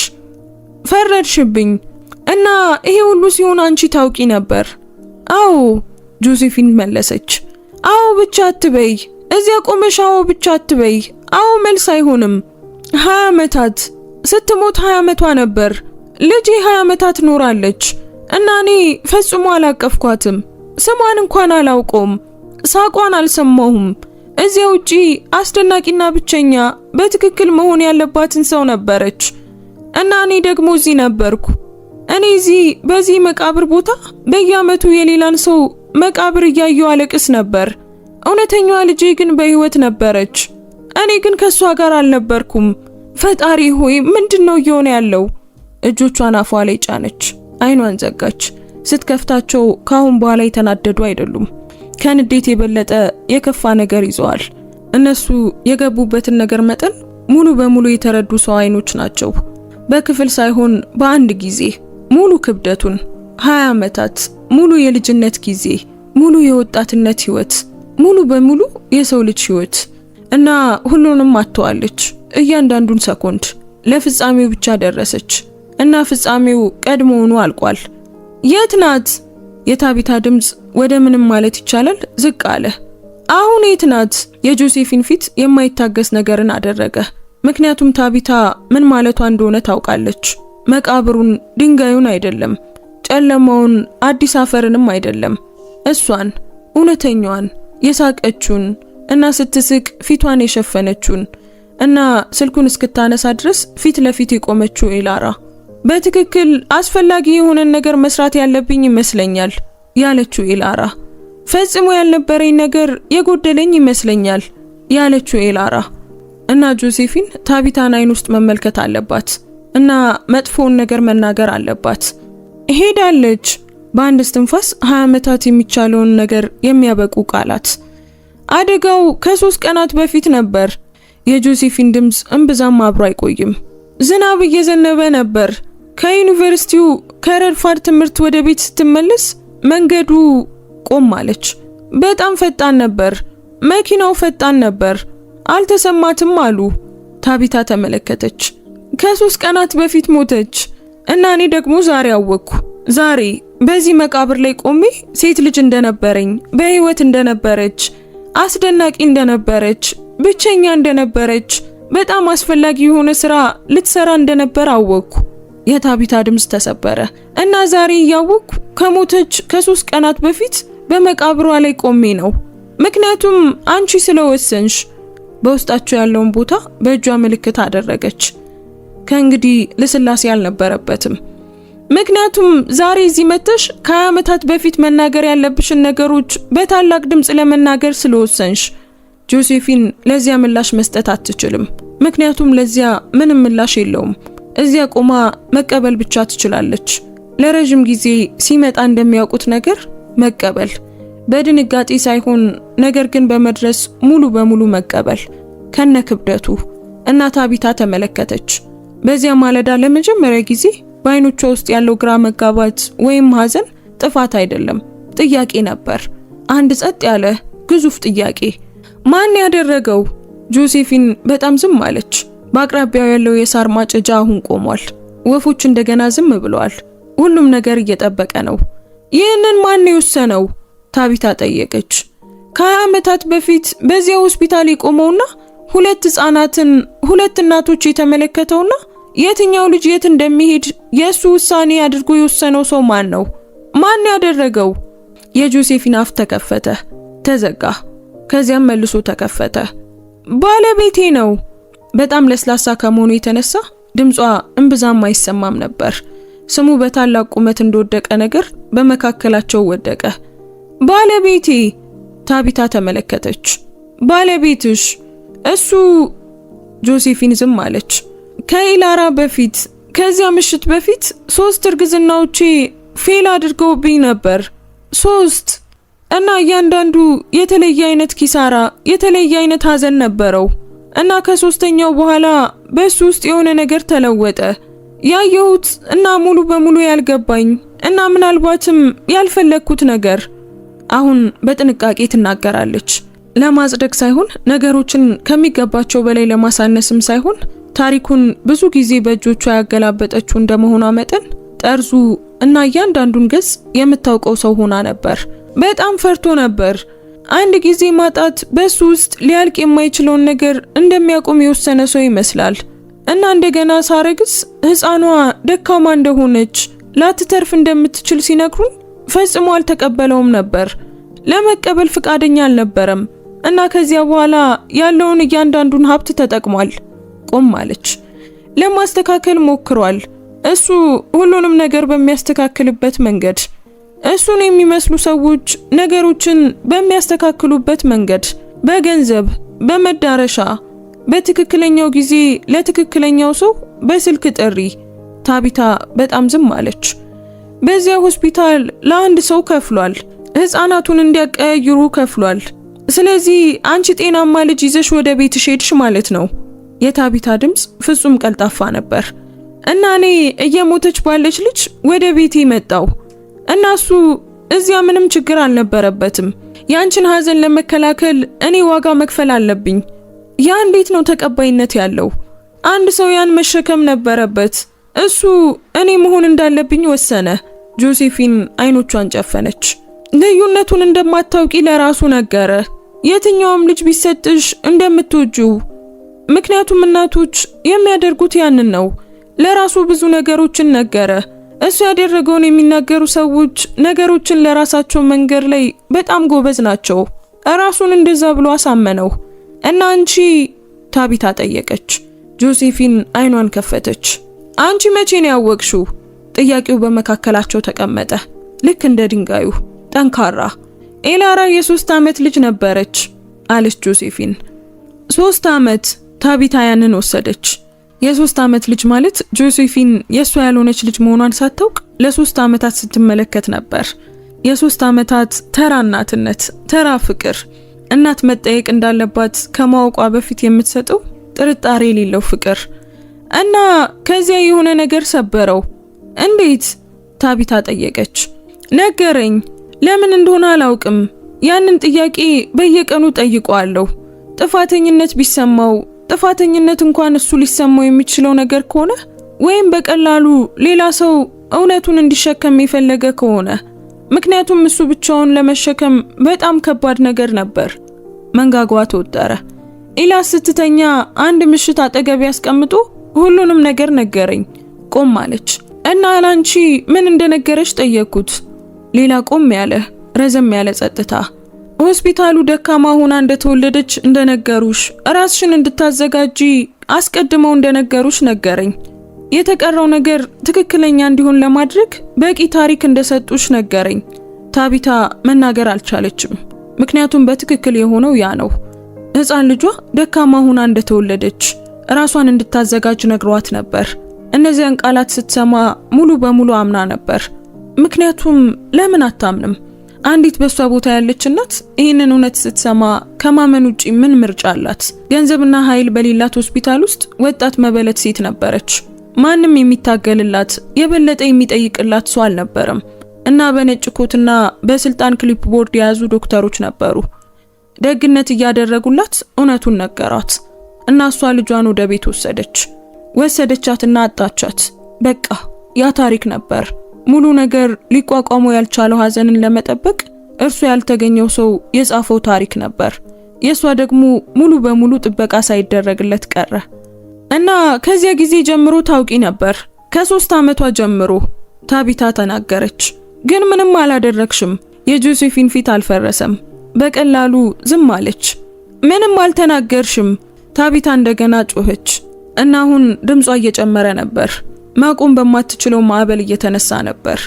ታውቂ ነበር ኤላራ ያንቺ ልጅ እንዳልሆነች እያወቅሽ፣ ይልቁኑ የኔ እንደሆነች እያወቅሽ በዚህ ከተማ ውስጥ የሆነ ቦታ ልጅሽን እያሳደግሽ ነበር። አንዲት ሌላ ሴት ደግሞ ልጅሽን እንደቀበረች ለሷ በየዓመቱ እየመጣች እንደምታለቅስ ታውቂ ነበር። ግን ምንም አልተናገርሽም። ለ17 ዓመታት ምንም አልተናገርሽም። መናገር አልቻልኩም። እንደዛ እንዳቲ። ቃሉ በአየር ላይ ተንሳፈፈ። ማድረግ ያልቻልሽውን ነገር አትናገሪ።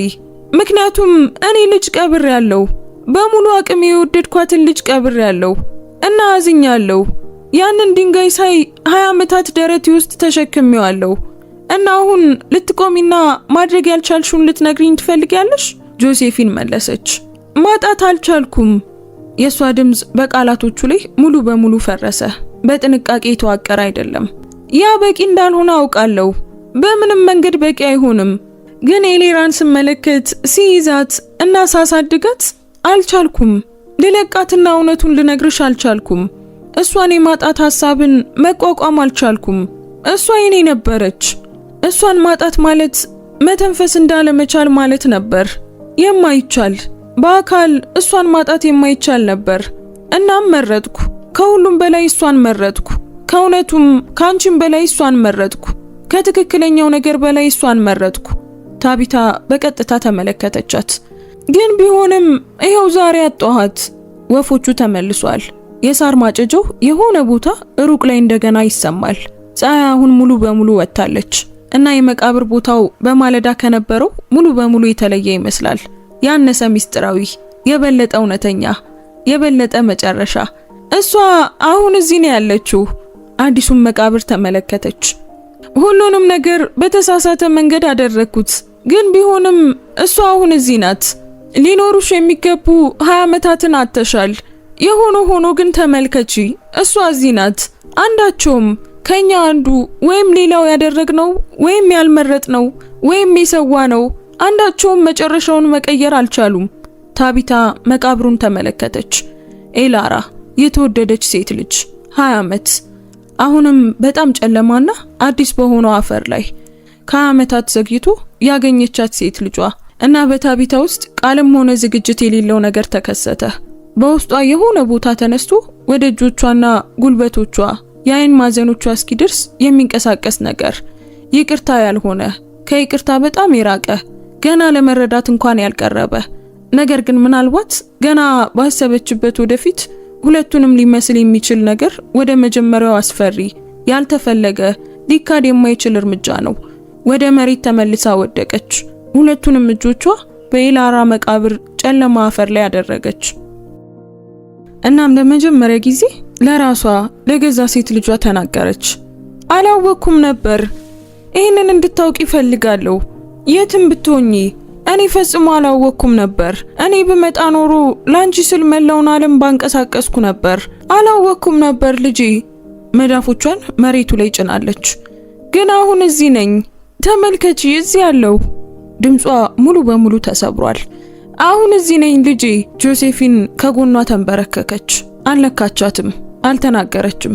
በቆሻሻው ላይ ዝም ብላ ከጎኗ እንደተንበረከከች ጎን ለጎን ተያዩ። በጧቱ ፀሐይ ስር ሁለት እናቶች፣ አንዲት ሴት ልጅ። ሁለቱም በጣም ዘግይቷል። ሁለቱም ሙሉ በሙሉ ተደምስሷል። ሁለቱም አሁንም እየተነፈሱ አሁንም በማይታገሱት ሁኔታ ውስጥ ናቸው። ማንም መብት ባይኖረውም እንኳን መዞሩን በሚቀጥል ዓለም ውስጥ እና በመካከላቸው ባለው ክፍተት የሆነ ነገር ተለውጧል። አልተፈታም፣ አልተፈወሰም። ከነዚያ ነገሮች አንዱ እንኳን ቅርብ አይደለም፣ ግን እውነተኛ፣ የማይካድ እና በቋሚነት ያለ ነበር። የተከተሉት ቀናት ታቢታ የህይወቷ ረጅሞቹ ቀናት ነበሩ። እናም ይህ በጣም ትልቅ ነገር ነበር። ምክንያቱም ታቢታ እሷ የባሏን ሞት አልፋለች፣ ጥልቅ የሆነ ድህነትንም አልፋለች። የ1 ዓመት ልጇን ቀብራለች። በደረቷ ውስጥ እንደ ድንጋይ ፈጽሞ እንደማይቀል ይልቁኑ ይበልጥ እንደሚታወቅ ሆኖ ለ20 ዓመታት በሐዘን አሳልፋለች። ነገር ግን እነዚያ ቀናት ምን እንደነበሩ ታውቅ ነበር። ለምን እያዘነች እንደሆነ ታውቅ ነበር። የኪሳራውን ቅርጽ ታውቅ ነበር። በእጆቿ ውስጥ ማስገባት ትችል ነበር። ምንም እንኳን ለመሸከም በጣም ከባድ ቢሆንም ስም ማውጣት ትችላለች። እነዚህኞቹ ቀናት ግን ምንም ነገር ብላ መሰየም አትችልም። ወደ ከተማዋ ዳርቻ ወደ ትንሽ ክፍሏ ተመለሰች እና 3 እግር ባለው ጠረጴዛ አጠገብ ባለው የእንጨት ወንበሩ ላይ ተቀምጣ ዳንኤል ከመሞቱ በፊት የገዛውን የእንጨት መጫወቻ ተመለከተች። ለማንኛውም ብዬ ብሎ ነበር የገዛው። ከ20 ዓመታት በኋላ ለመጀመሪያ ጊዜ አነሳችው። ከምታስታውሰው በላይ ቀላል ነው። በሁለቱም እጆቿ ያዘችው እና ስለ ኤላራ አሰበች። ስለ ራሷ ስም የወሰነች የ7 ዓመት ልጅ። ምክንያቱም እሷ ትርጉም ሊኖረው ይገባል ብላ ስላመነች። የስልክ ጥሪው እስከሚደረግ ድረስ በእናቷ ፊት የቆመች የ14 ዓመት ደግ ልጅ። በዝናብ ውስጥ ወደ ማታ ትምህርት ቤት የምትሄድ የ20 ዓመት ልጅ። መላ ህይወቷ አሁንም ከፊቷ እንዳለ የምትረዳቸውን ሴቶች እያሰበች ልታደርጋቸው የሚገቡ ነገሮች በእርግጥ አስፈላጊ እንዲሆኑ እያሰበች ያለች የ20 ዓመት ሴት ልጅ። እናት ታቢታ ያ ሁሉ እያለባት ትቀመጣለች። ትንሽ ለማድረግ አትሞክርም። ትርጉም እንዲኖረው ለማድረግም አትሞክርም። ከሷ አጠገብ ትልቅ ነገር ሲኖርና መተው የማትችለው እንደሌለ ማስመሰል የማትችለው ሆኖ እንደመቀመጥ ከሱ በታች ዝም ብላ ትቀመጣለች። ስለ ጆሊን ታስባለች። ስላሳደገቻት ልጇ፣ ስለ 1 ዓመት ልጇ። ጸጥ ያለ ለቅሶ፣ ጥልቅ የሚመለከቱ ትልቅ አይኖች ያሏት፣ ምንም ዋጋ የማይጠይቅ ፈገግታ ያላት ልጅ፣ ለመዘመር በማይታሰብ ድምጽ የዘመረችላት ልጅ። እና በዚያ ክፍል ጸጥታ ውስጥ ቀስ ብሎ ወደሷ የሚመጣው ነገር ይህ ነው። ያ ፍቅር እውነተኛ ነበር። ከሷ የተወሰደው ሌላ ማንኛውም ነገር በገንዘብና በፍርሃት ባለውና የሌሎች ሰዎችን ህይወት እንደገና የማደራጀት ምንም መብት በሌለው ሰው የተቀያየረውና የተዋሸው እንደገና የተጻፈው ሌላ ማንኛውም ነገር ያ ፍቅር ነበር። እውነተኛ ፍቅር። ያችን ልጅ በነበራት ነገር ሁሉ ወዳታለች። ለአንድ እውነተኛ ዓመት ለእውነተኛ ልጅ እውነተኛ እናት ነበረች። እናም ለዛች ልጅ ልትሰጣት የምትችለውን ነገር ሁሉ ሰጥታለች። ልጅቷ በእርግጥ የሷ አልነበረችም፣ ነገር ግን ፍቅሩ የሷ ነበር፣ እውነተኛ ነበር። በውሸት ያለው ሆስፒታል ለ20 ዓመታት ያለ ማወቅ ማንም ወደ ኋላ በጊዜ ተመልሶ ያንን ከሷ መውሰድ አይችልም። መጫወቻውን ያዘች፣ ትንፋሽ ወሰደች። ጆሴፊን ጸጥታ እንደ አየር ሁኔታ በሚንቀሳቀስበት ትልቅ ቤት ውስጥ ተቀምጣለች። ወደ ስራ አልተመለሰችም። ከቦርዷ ከጠበቆቿ ህይወቷን የሚገፋው ማሽን እንዲቀጥል ለማድረግ የሷን ፊርማና መገኘት እና ድምጽ ከሚፈልጉ ሰዎች የመጡትን የስልክ ጥሪዎች አልመለሰችም። ማሽኑ ሊጠብቅ ይችላል። ኤላራ ትንሽና ታማሚ በነበረችበት ጊዜ እስከምትተኛ ድረስ በምትቆይበት አልጋ አጠገብ ባለው ወንበር ላይ በኤላራ ክፍል ውስጥ ተቀምጣለች።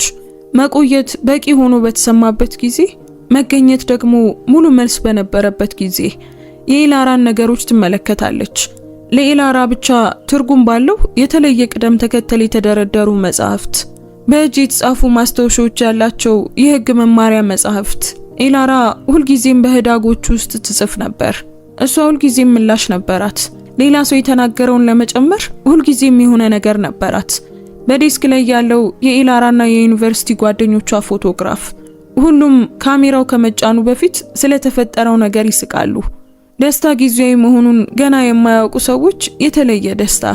እና ባልጋው ጠረጴዛ ላይ ጆሴፊን እስካሁን ድረስ በቀጥታ ማየት ያልቻለችው አንድ ነጠላ ነገር ነበር። መሸፈኛ። አሮጌ ነው፣ ለስላሳ ነው። ኤላራ በ15 ዓመቷ ራሷ የመረጠችውና ጠርዞቹ እስኪበሰብሱ ድረስ የለበሰችው፣ ከዚያም የበለጠ የለበሰችው ጥልቅ ሰማያዊ ቀለም ያለው፣ ምክንያቱም መበስበስ መሸፈኛው መኖሩን የሚያሳይበት መንገድ ነው ትላለች። ጆሴፊን እጇን ዘርግታ መሸፈኛውን አነሳች፣ ከፊቷ ጋር ያዘችው፣ ትንፋሽ ወሰደች እና ከዚያም አለቀሰች። ከመቃብር ቦታው የተዋቀረ የደከመ አይነት ለቅሶ አይደለም። በሰራተኞችና በአጋሮች ፊት ያደረገችው የተከበረ ሐዘንም አይደለም። እነሱም በጠንቃቃ እርግጠኛ ባልሆኑ ፊቶች ተመለከቷት። በመጥፋት ውስጥ እንኳን ምስሏን እያስተዳደረች ያለች ሴት ቁጥጥር የተደረገበት ውድቀት አይደለም። ይህ የተለየ ነው።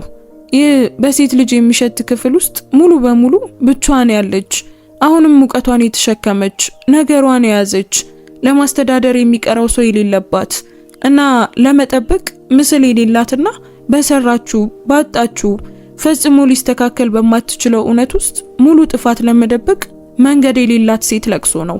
መሸፈኛውን ይዛ አለቀሰች። ለረጅም ጊዜ አላቆመችም። ለ3 ሳምንታት ያህል አልተነጋገሩም። ስለዚህ ጉዳይ መደበኛ ስምምነትም የለም። ከ3 ሳምንታት በኋላ እንደገና እንደሚተያዩ የሚያበቃ የመቃብር ቦታ የሚደረግ ውይይት የለም። ሁለቱም ሴቶች የህይወታቸውን አዲስ ቅርጽ ለመኖር ጊዜ እንደሚያስፈልጋቸው ብቻ ነው። በአንድ ጧት በአንድ መቃብር ሁለቱም ባላቀዱትና ፈጽሞ ባልገመቱት አንድ ግጥሚያ እንደገና የተደራጀውን ቅርጽ። ከዚያም አንድ ቀን ከሰዓት በኋላ የታቢታ ስልክ ጠራ። ጆሴፊን ቁጥሩን እንዴት እንዳገኘች አታውቅም። ምናልባትም በዚህ መገረም ይኖርባታል። ምናልባትም እንደዚህ አይነት ኃይል ያላት ሴት የስልክ ቁጥር በማግኘቷ የሆነ ነገር ሊሰማት ይገባል። ነገር ግን አሁን ለዚህ የተለየ ስሜት በጣም ደክማለች። ስለዚህ ዝም ብላ እንደ እውነት ትቀበለዋለች። ለጥሪው መለሰች። ሁለቱም ሰላም አይደሉም። ጆሴፊን የሷ የሆነ ነገር አለ እና አንቺም ሊኖርሽ ይገባል ብዬ የማስበው ነገር ነው አለች። ታቢታ ረጅም ረፍት ካደረገች በኋላ እመጣለሁ አለች። ሲገናኙ እንደገና ቆስ ይቀድ ነበር በመቃብሩ ቦታ። ታቢታ አሁን ሁልጊዜ የቦታ ይሆናል ወይ የሚለውን አታውቅም። አብረው የሚኖሩበት ቦታ፣ ሁለቱም እርስ በርሳቸው በተገናኙበት ቦታ ምናልባትም ትርጉም አለው ብላ ታስባለች። ምናልባትም እንደዚህ ያለ ትልቅ ኪሳራ ለሚጋሩ ሰዎች መካከል ያለው ብቸኛ ታማኝ መሬት ኪሳራው በእርግጥ የሚኖርበት መሬት ነው። በውስጡ ስትገፋ የብረት በሩ ይጮሃል። መንገዱ ከግሯ በታች የታወቀ ነው። በአሮጌው የታጠፈ ዛፍ ላይ መዞር 3 እርምጃዎች፣ ብዙ ጊዜ ከቆመችበት ቦታ። ነገር ግን አሁን እዚያ 2 መቃብሮች አሉ በፊት የሚቆሙት። እንዴት እንደምታደርግ አሁንም እየተማረች ነው። በመካከላቸው ትቆማለች እና ሁል ጊዜ እንደምታደርገው ለትንሽ ጊዜ በጸጥታ ትቆማለች። አበቦችን አመጣች፣ ነጫጮች፣ ያ ሁል ጊዜ እንደምታመጣቸው አይነት። ነገር ግን ዛሬ 2 ጥቅሎች አሏት፣ ለእያንዳንዱ ድንጋይ አንዳንድ። የመጀመሪያውን ጥቅል በጆሊን መቃብር ላይ አስቀመጠች። የሷ ያልነበረች ግን የወደደቻትና አበቦች የሚገባት እና ዓለም ቢያውቀውም ባያውቀውም ሁልጊዜም የህይወቷ አካል የምትሆን የልጇ መቃብር። ሁለተኛውን ጥቅል በኤላራ መቃብር ላይ አስቀመጠች። እጆቿ ለትንሽ ጊዜ በድንጋዩ ላይ አረፉ። ኤላራ ቤንጃሚን፣ የምትወደድ ሴት ልጅ 20 ዓመት። አበቦችን አመጣውልሽ፣ ታቢታ በጸጥታ ትናገራለች። እንደዘገየው አውቃለሁ ልጄ፣ ሁሉም ነገር እንደዘገየ አውቃለሁ። ግን ተመልከቺ፣ አሁን እዚህ ነኝ። ከኋላዋ የእግር ጉዞ ድምጽ ሰማች። ወዲያውኑ አልዞረችም። ዝግጁ እስክትሆን ድረስ ጠበቀች። እናም ከዚያ ዞረች። ጆሴፊን ከጥቂት ጫማዎች ርቃ ቆማለች። ታቢታ ቀደም ብላ እንዳላየችው በቀላል መንገድ ለብሳለች። በመጨረሻም ጥቂት ትጥቋን የጣለች ሰው ትመስላለች። ቢያንስ አንዳንዶቹን። ቢያንስ ለዚህ ጠዋት በሁለቱም እጆች የሆነ ነገር ይዛለች። ሰማያዊ መሸፈኛ። ጠርዞቹ ከረጅም በደንብ ከተወደደ ህይወት የመጡ ናቸው። ታቢታ አይታው ከነበረው ሁሉ እጅግ በጣም ቆንጆ ነገር ነው። ጆሴፊን ወደፊት ትራመዳለች እና በኤላራ መቃብር በሌላኛው በኩል ቆመች። ለትንሽ ጊዜ ሁለቱም አልተነጋገሩም። 2 ሴቶች፣ 2 መቃብሮች። የጧቱ ጭጋግ ከ3 ሳምንት በፊት ከነበረው ይልቅ አሁን ቀጭን፣ በቀስታ በዛፎች መካከል የሚንቀሳቀስ ነው። ከዚያም ጆሴፊን ወደ ታች አጎነበሰች። መሸፈኛውን በቀጥታ በድንጋዩ ላይ ያስቀመጠችው። በላይኛው ላይ አይደለም፣ በሱ ላይ አስፈላጊ የሆነ ነገር እንደምታጥፍ በጥንቃቄ አጠፈችው። ይህንን በየቦታው ትለብሰው ነበር፣ ጆሴፊን ተናገረች። በበጋም ቢሆን ሰዎች ስለዚህ ነገር ያሾፉባት ነበር። እሷ ግን መጥፎ ውሳኔ ያደረጉት እነሱ እንደሆኑ ትነግራቸው ነበር። በታቢታ ደረት ውስጥ የሆነ ነገር ተለወጠ። ትንሽ እንቅስቃሴ፣ ግን እውነተኛ። ታቢታ በቀስታ ተናገረች። ማን እንደነበረች በትክክል የምታውቅ ትመስላለች። ታውቅ ነበር። የጆሴፊን ድምጽ ለስላሳ ነው። ሁልጊዜም ታውቅ ነበር። ያ ከየት እንደመጣ አስብ ነበር። ያ እርግጠኝነት፣ ያ በሁሉም ነገር ስር ያለው መረጋጋት። እረፍት አደረገች። አሁን እንደማውቅ አስባለሁ። ታቢታ ተመለከተች። ያንን ካንቺን ያገኘችው፣ ጆሴፊን በቀላሉ ተናገረች። እንዴት እንደሆነ አላውቅም። በደም ውስጥ ምን እንደሚጓዝና ምን እንደማይጓዝ አላውቅም። ነገር ግን ያ የሷ ክፍል፣ የማይንቀሳቀሰው ክፍል፣ መሬቷ ላይ የቆመችና ዓለምን በቀጥታ በአይን የተመለከተችበት ክፍል፣ ያ ከባለቤቴ አልነበረም፣ ከኔም አልነበረም። የታቢታን አይኖች ተመለከተች። ያ ካንቺ ነበር። ታቢታ በጣም ጸጥ አለች። እናም በጸጥታው ውስጥ ያልጠበቀችውና ዝግጁ ያልሆነችበት ማቆም የማትችለው ነገር እየተከሰተ ነው። ሴት ልጇን እንዳወቀቻት ተገነዘበች። ስሟን፣ ፊቷን፣ ሳቋን አይደለም፣ በመደርደሪያ ላይ ያሉ መጽሐፎቿን ወይም በህዳጎች ውስጥ ያሉ ማስታወሻዎቿን ወይም በበጋም እንኳን የለበሰችውን ሰማያዊ መሸፈኛን አይደለም፣ በውስጡ ያለውን ነገር፣ የውስጥ ማዕከሏን። እኔ በእርግጥ አስፈላጊ የሆነ ነገር ማድረግ እንዳለብኝ አስባለሁ ያለችውን ክፍል እናም በሙሉ ሰውነቷ አሰበችው። ያ ክፍል ነው። ያንን ክፍል ታቢታ ታውቋለች። ምክንያቱም አልጋ መውጣት በዓለም ላይ በጣም ከባድ በነበረበት ጊዜ ለ20 ዓመታት በየጧቱ ካልጓ ያስነሳት ያው ክፍል ነበር። ሴት ልጇ ዓለም ወደፊት ቢራመድም እንኳን መተውስ ስለሚገባት በየዓመቱ ያለምንም ጥፋት ይህንን መቃብር የጎበኘው ያው ክፍል ነበር። በዚህ ጧት ከ3 ሳምንት በፊት በመቃብር ቦታ ላይ በአንድ ቢሊየነር ሴት ፊት ያቆማት ያው ክፍል ነው። እና ሁሉንም ነገር ንገሪኝ ያለው የሷ ክፍልም ያ ነበር። የሷ ያልነበረ ልጅ አሳደገች። ነገር ግን ሙሉ በሙሉ ሊታወቅ በሚችል የማይከድ የሷ የሆነችን ልጅ ወለደች እና አላወቀችም ነበር። ፊቷን በእጆቿ ሸፈነች። ለመደበቅ አይደለም፣ በአይኖቿ ምክንያት አይደለም፣ ምክንያቱም እሷ አታፍርም። ግን አንዳንድ ነገሮች አይኖች ክፍት ሆነው ለመጋፈጥ በጣም ትልቅ ይሆናሉ። አንዳንድ ነገሮች ወደ ብርሃን ከማምጣት በፊት ለትንሽ ጊዜ በጨለማ ውስጥ ሊሰሙን ይገባል። ጆሴፊን ስትንቀሳቀስ ይሰማታል። አትነካትም፣ ብቻ ዝም ብላ ትቀርባለች። ብቻ ዝም ብላ እዚያ ትገኛለች። እና ታቢታ ከእጆቿ ጀርባ ባለው ጨለማ ውስጥ ለ1 ዓመት ፍቅር ሰጠኋት ብላ አንሾካሾከች። ቃላቱ ወደ ጧት አየር ወደቁ። እጆቿን አወረደች። ጆሴፊንን ተመለከተች። ኤላራን አይደለም፣ ሌላኛዋን ልጅ ጆሊን፣ የተሰጠቻትን ልጅ። አሮጌውን መቃብር ተመለከተች። ለ1 ዓመት የነበረኝን ሁሉ ሰጥቻታለሁ። አንድም ቀን እንኳን በዛ አልጸጸትም። በዚህ ሁሉ ውስጥ እሷ ንጹህ ነበረች፣ እረፍት አድርጋለች። ግን ይሄንን እንድታውቂው ፈልጋለሁ። ሌላ ምንም ነገር ቢፈጠር፣ ምንም ባልሽ ቢወስን፣ አንቺ ምንም ብትመርጪ፣ ከኔ ምንም ነገር ቢወስድ፣ ያቺ ልጅ ትወደድ ነበር።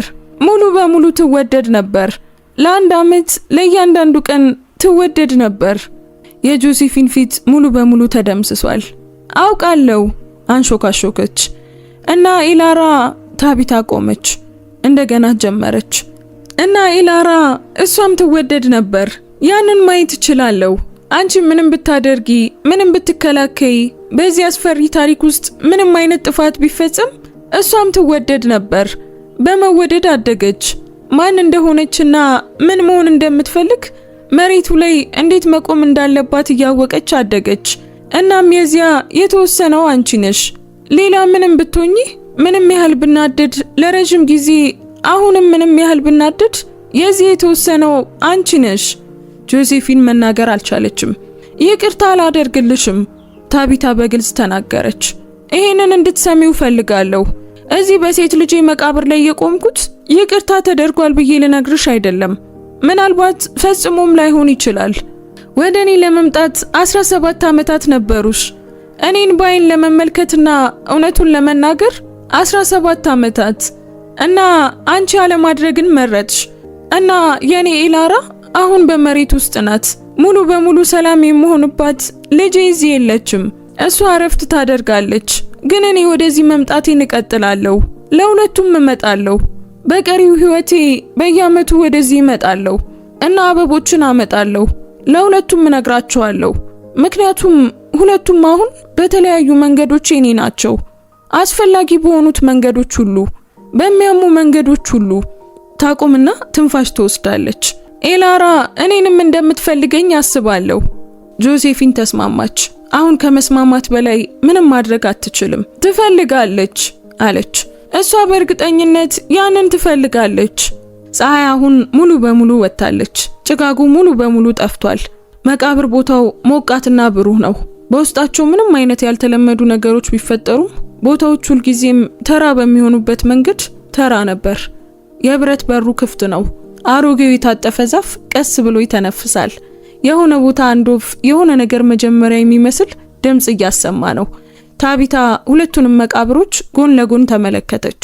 አሮጌው ድንጋይና አዲሱ፣ 1 ዓመት የኖረችው ህፃንና 20 ዓመት የኖረችው ወጣት፣ ያሳደገችው ልጅና የወለደችው ልጅ። ሁለቱም ግን ሄደዋል። ሁለቱም ወራሾች።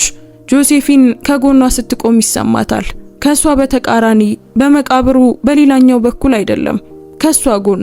ሁለቱም ለመጀመሪያ ጊዜ በአንድ አቅጣጫ ሲመለከቱ እናም ይቅርታ ልታደርግላቸው ከማትችላቸው ሰዎች ጋር ኪሳራን መጋራት ማለት ምን ማለት እንደሆነ ታስባለች። ሁለት ሰዎች በተመሳሳይ ጥፋት ፍርስራሽ ውስጥ እንዴት ሊቆሙ እንደሚችሉና እዚያ ሙሉ በሙሉ በተለያዩ መንገዶች እንደደረሱ ታስባለች። እና ያ ፍርስራሹን ያነሳ አያደርገውም። ሀዘን በመጨረሻም ማን እንደሚገባው፣ ማን እንደፈጠረው ወይም ማን ንጹህ እንደነበር ግድ አይሰጠውም። እሱ በቀላሉ በሚያርፍበት ትክክለኛ ቦታ ላይ ያርፋል። እናም አሁን እዚህ ያረፈ፣ በሁለቱም ላይ፣ በዚህ መሬት ላይ።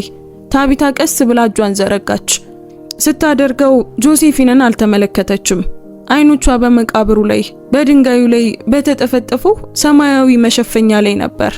ባመጣችው ነጭ አበባ ላይ ትጠብቃለች። ቀድሞኑ በጧቱ ንፋስ ቀስ ብሎ መንቀሳቀስ ጀምሯል። ነገር ግን እጇን ዘረጋች እና ለትንሽ ጊዜ፣ ለረጅም የሚንቀጠቀጥ ጊዜ በኋላ ጆሴፊን እንደወሰደችው ይሰማታል። ሁለቱም አይጨምቁም፣ ሁለቱም አይደገፉም። ያ መጽናኛ አይደለም። በእርግጥ ያ እርቅም አይደለም። ቀላል ስም ያለው ማንኛውም ነገር አይደለም። ሁለት እጆች ናቸው፣ ሁለት እናቶች በተጋሯት ሴት ልጅ መቃብር ላይ ቆመው። በውስጣቸው የቀረው ብቸኛ መንገድ መሬት ውስጥ ብቻዋን እንዳትሆን ለመከላከል የቆሙ። የዚህ ታሪክ ተአምር መጨረሻ የለም፣ ምንም የለም። ፍትህ አልተሰጠም፣ ምንም ርዕስም የለውም። የጆሴፊን ባል ኤላራ ከመሞቷ ከ4 ዓመት በፊት ሞቷል። በግል ሆስፒታል ውስጥ ጸጥ ያለ ሞት ነበር። በገንዘብ በችግር ጊዜም እንኳን የሚገዙ ውድ ነገሮች ተሰብስቦ እና ምንም አይነት ይቅርታ አልተውም። ከ20 ዓመት በፊት በዝናባማ ተራ ሌሊት ምን እንደጀመረ ምንም እውቅና አልሰጠም። የሚቀጣ ማንም የለም። የሚቀረው ነገር ብቻ ነው። ሁለት ሴቶች በየሳምንቱ ወደዚህ መቃብር እየተመለሱ መጀመሪያ በመቃብር ተቃራኒ ጎኖች፣ ከዚያም ቀስ በቀስ በተጋራው የሐዘን ረጅም ታጋሽ ስራ ይበልጥ ተቀራርበው ጎን ለጎን ትከሻ ለትከሻ ጓደኛ ማቾች አይደሉም፣ ግን ጠላቶችም አይደሉም። ከዚህ በፊት ቃል ያልፈለገ ቃል የሌለው ነገር ሙሉ በሙሉ ከኪሳራና ከእውነትና ሌላኛው ሰው ምን እንደተሸከመ ሙሉ በሙሉ በሚረዱ በምድር ላይ ያሉ ሁለት ብቸኛ ሰዎች መሆናቸውን በተረዳ አስፈሪ ቅርበት ነው። ስለ ኤላራ ያወራሉ። ጆሴፊን ለታቢታ ለማንም ያልነገረችውን ነገሮች ትነግራታለች። ትናንሽ ነገሮች፣ የተለዩ ነገሮች፣ እናት ብቻ የምታስባቸው ነገሮች። ኤላራ የበሩን ፍሬም ሳትነካ ክፍሉን መተው የማትችልበትን መንገድ፣ የስቴሪዮፎን ድምፅን እንዴት እንደምትጠላ፣ ስታዝን በጭንቅላት ማዳመጫዎችና አይኖቿ ተዘግተው በአልጋዋ ላይ እግሮቿን አጣጥፋ የምትቀመጥበትን መንገድ፣ ጣቶቿ ከጉልበቷ ላይ ከማንቀሳቀስ በስተቀር ሙሉ በሙሉ በጸጥታ ስትቀመጥ ደጋግማ የምታዳምጠውን የተለየ ዘፈን። እና ታቢታ ሁሉንም ትሰማለች። እያንዳንዱን ዝርዝር እንደ ውድ ነገር ትቀበላለች። ሁልጊዜ ሙሉ እንዲሆን የታሰበና ያልነበረ ክፍልን እንደምትሞላ ሴት። እና አንዳንድ ጊዜ፣ ሁልጊዜ አይደለም ግን አንዳንድ ጊዜ ታቢታ ኤላራ ምን እንዳስታወሰች በኤላራ ውስጥ ከራሷ የምታውቀውን ነገር በተመለከተ የሆነ ነገር ትመልሳለች። እና ጆሴፊን ያንን በሆነ አይነት ተስፋ አስቆራጭ አመስጋኝ ትኩረት ትሰማለች። ምክንያቱም ከኤላራ ጋር ስንት ዓመት ቢኖራትም ሴት ልጅ ፈጽሞ የማታውቀው ክፍል አለ። ማንም ከመሆኑ በፊት የታቢታ የነበረ ያ ክፍል እና ያንን ክፍል ሊሰጣት የሚችለው ብቸኛው ሰው እዚህ ቆሟል። አንድ ጧት ታቢታ በመቃብሩ ቦታ ደረሰች እና ጆሴፊን ቀድሞውኑ እዚያ ነበረች። በዚህ ጊዜ ቆማ ታቢታ በፊቷ ላይ አይታው በማታውቀው አገላለጽ ሁለቱንም መቃብሮች ትመለከታለች። ከሐዘን የበለጠ ጸጥ ያለ ነገር፣ ገና ሰላምም ያልሆነ ነገር፣ ግን ምናልባት በዚህ አቅጣጫ በጣም ቀርፋፋ ጉዞ የጀመረ ነገር። ጆሴፊን የታቢታን የእግር ጉዞ ስትሰማ ዞረች። የሆነች ትንሽ ነገር ይዛለች።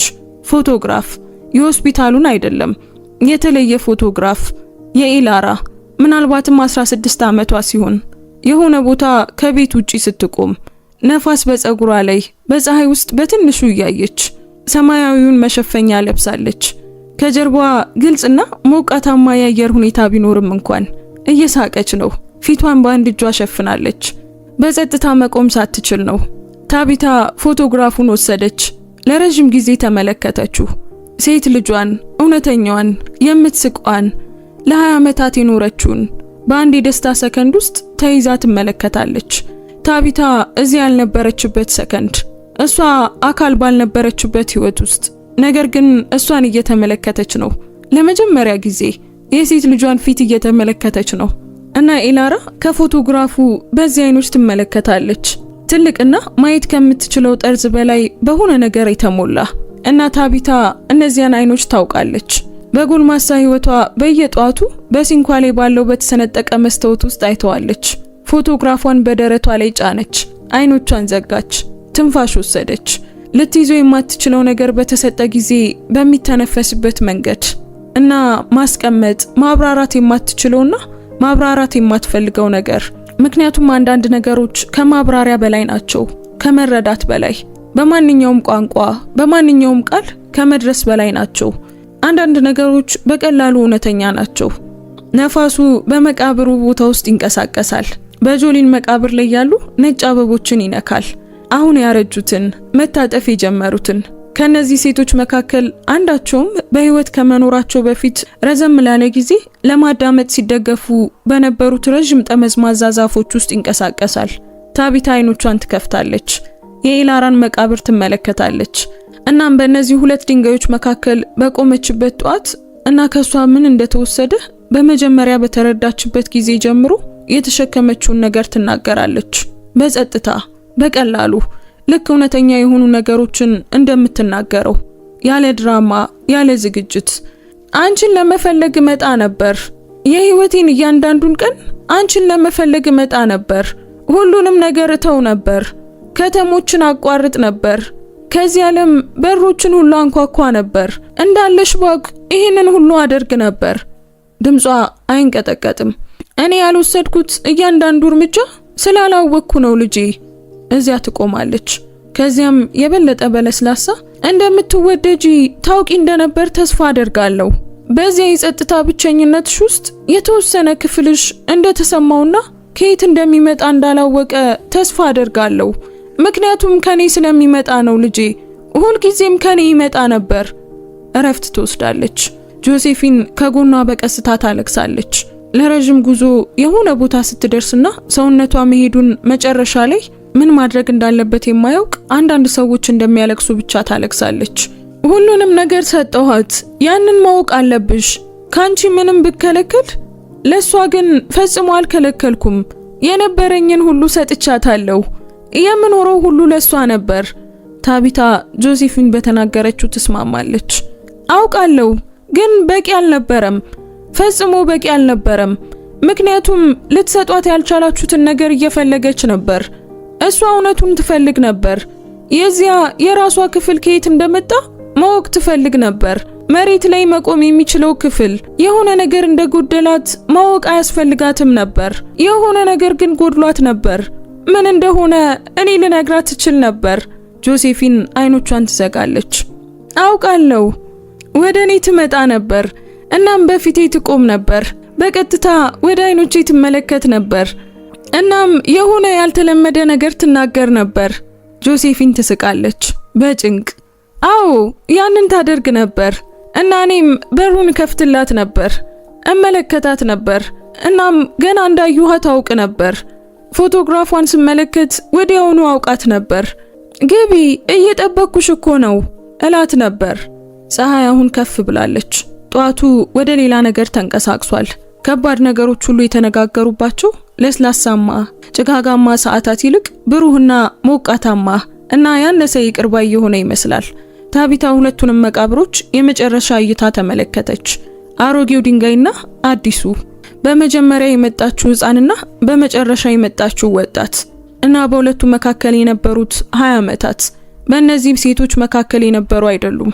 መንገድ ሊኖራቸው ይገባ ነበር። ከዚያም ትዞራለች እና በመንገዱ ላይ ወደ ኋላ መራመድ ትጀምራለች። ካሮጌው የታጠፈ ዛፍ አልፋ በብረት በሩ በኩል ወደሚቀጥለው ዓለም ወደ ኋላ አትመለከትም። ግን መመለስ አያስፈልጋትም። በሚቀጥለው ሳምንት ከዚያ በኋላ ባለው ሳምንት በየዓመቱና በየጸጥታው ጧት በ10 ሰዓት ሲያነቃትና በጨለማ ውስጥ ተኝታ የጠፋባትና በሆነ መንገድ በማይቻል ሁኔታ አሁንም ያላትን ሁሉ ቅርጽ ሲሰማት ትመለሳለች። አበቦችን ታመጣለች እና በሁለቱ መቃብሮች መካከል ትቆማለች። ለሁለቱም ሴት ልጆቿ ትናገራለች።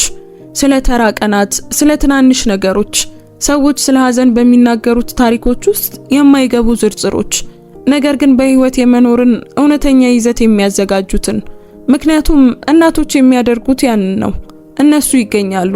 በጣም ዘግይተው ቢመጡም እንኳን ለማንኛውም ይገኛሉ እና የሆነ ቦታ ስህተት በደረሰበት ቦታ ላይ ከደረሰው በላይ ባለው ውሳኔዎችና የተቀያየሩ ህይወቶች እና የጠፉ 20 ዓመታት የሆነ ቦታ ጥልቅ ጨለማን የምትመለከት አይኖች ጠርዞቹ ላይ የተሰበሰበ ሰማያዊ መሸፈኛ ያላት ወጣት አለች።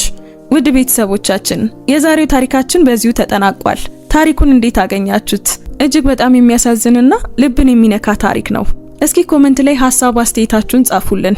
ውድ ቤተሰቦቻችን አንዲት የደግነት ተግባር የሰውን ህይወት ይለውጣል ብላችሁ የምታምኑ ከሆነ ላይክ እና ሼር በማድረግ ለሌሎች ለብዙ ሰዎች እንዲደርስ አድርጉት። እንደዚህ አይነት አስደናቂ የሆኑ ታሪኮችን መስማት የሚያስደስታችሁ ከሆነ ደግሞ ሰብስክራይብ በማድረግ ቤተሰባችንን ተቀላቀሉ። የደወል ምልክቱን ስትጫኑ በየቀኑ የምንለቃቸው ታሪኮች በፍጥነት ይደርሳችኋል። እናመሰግናለን። እንወዳችኋለን። ቸር ቆዩን።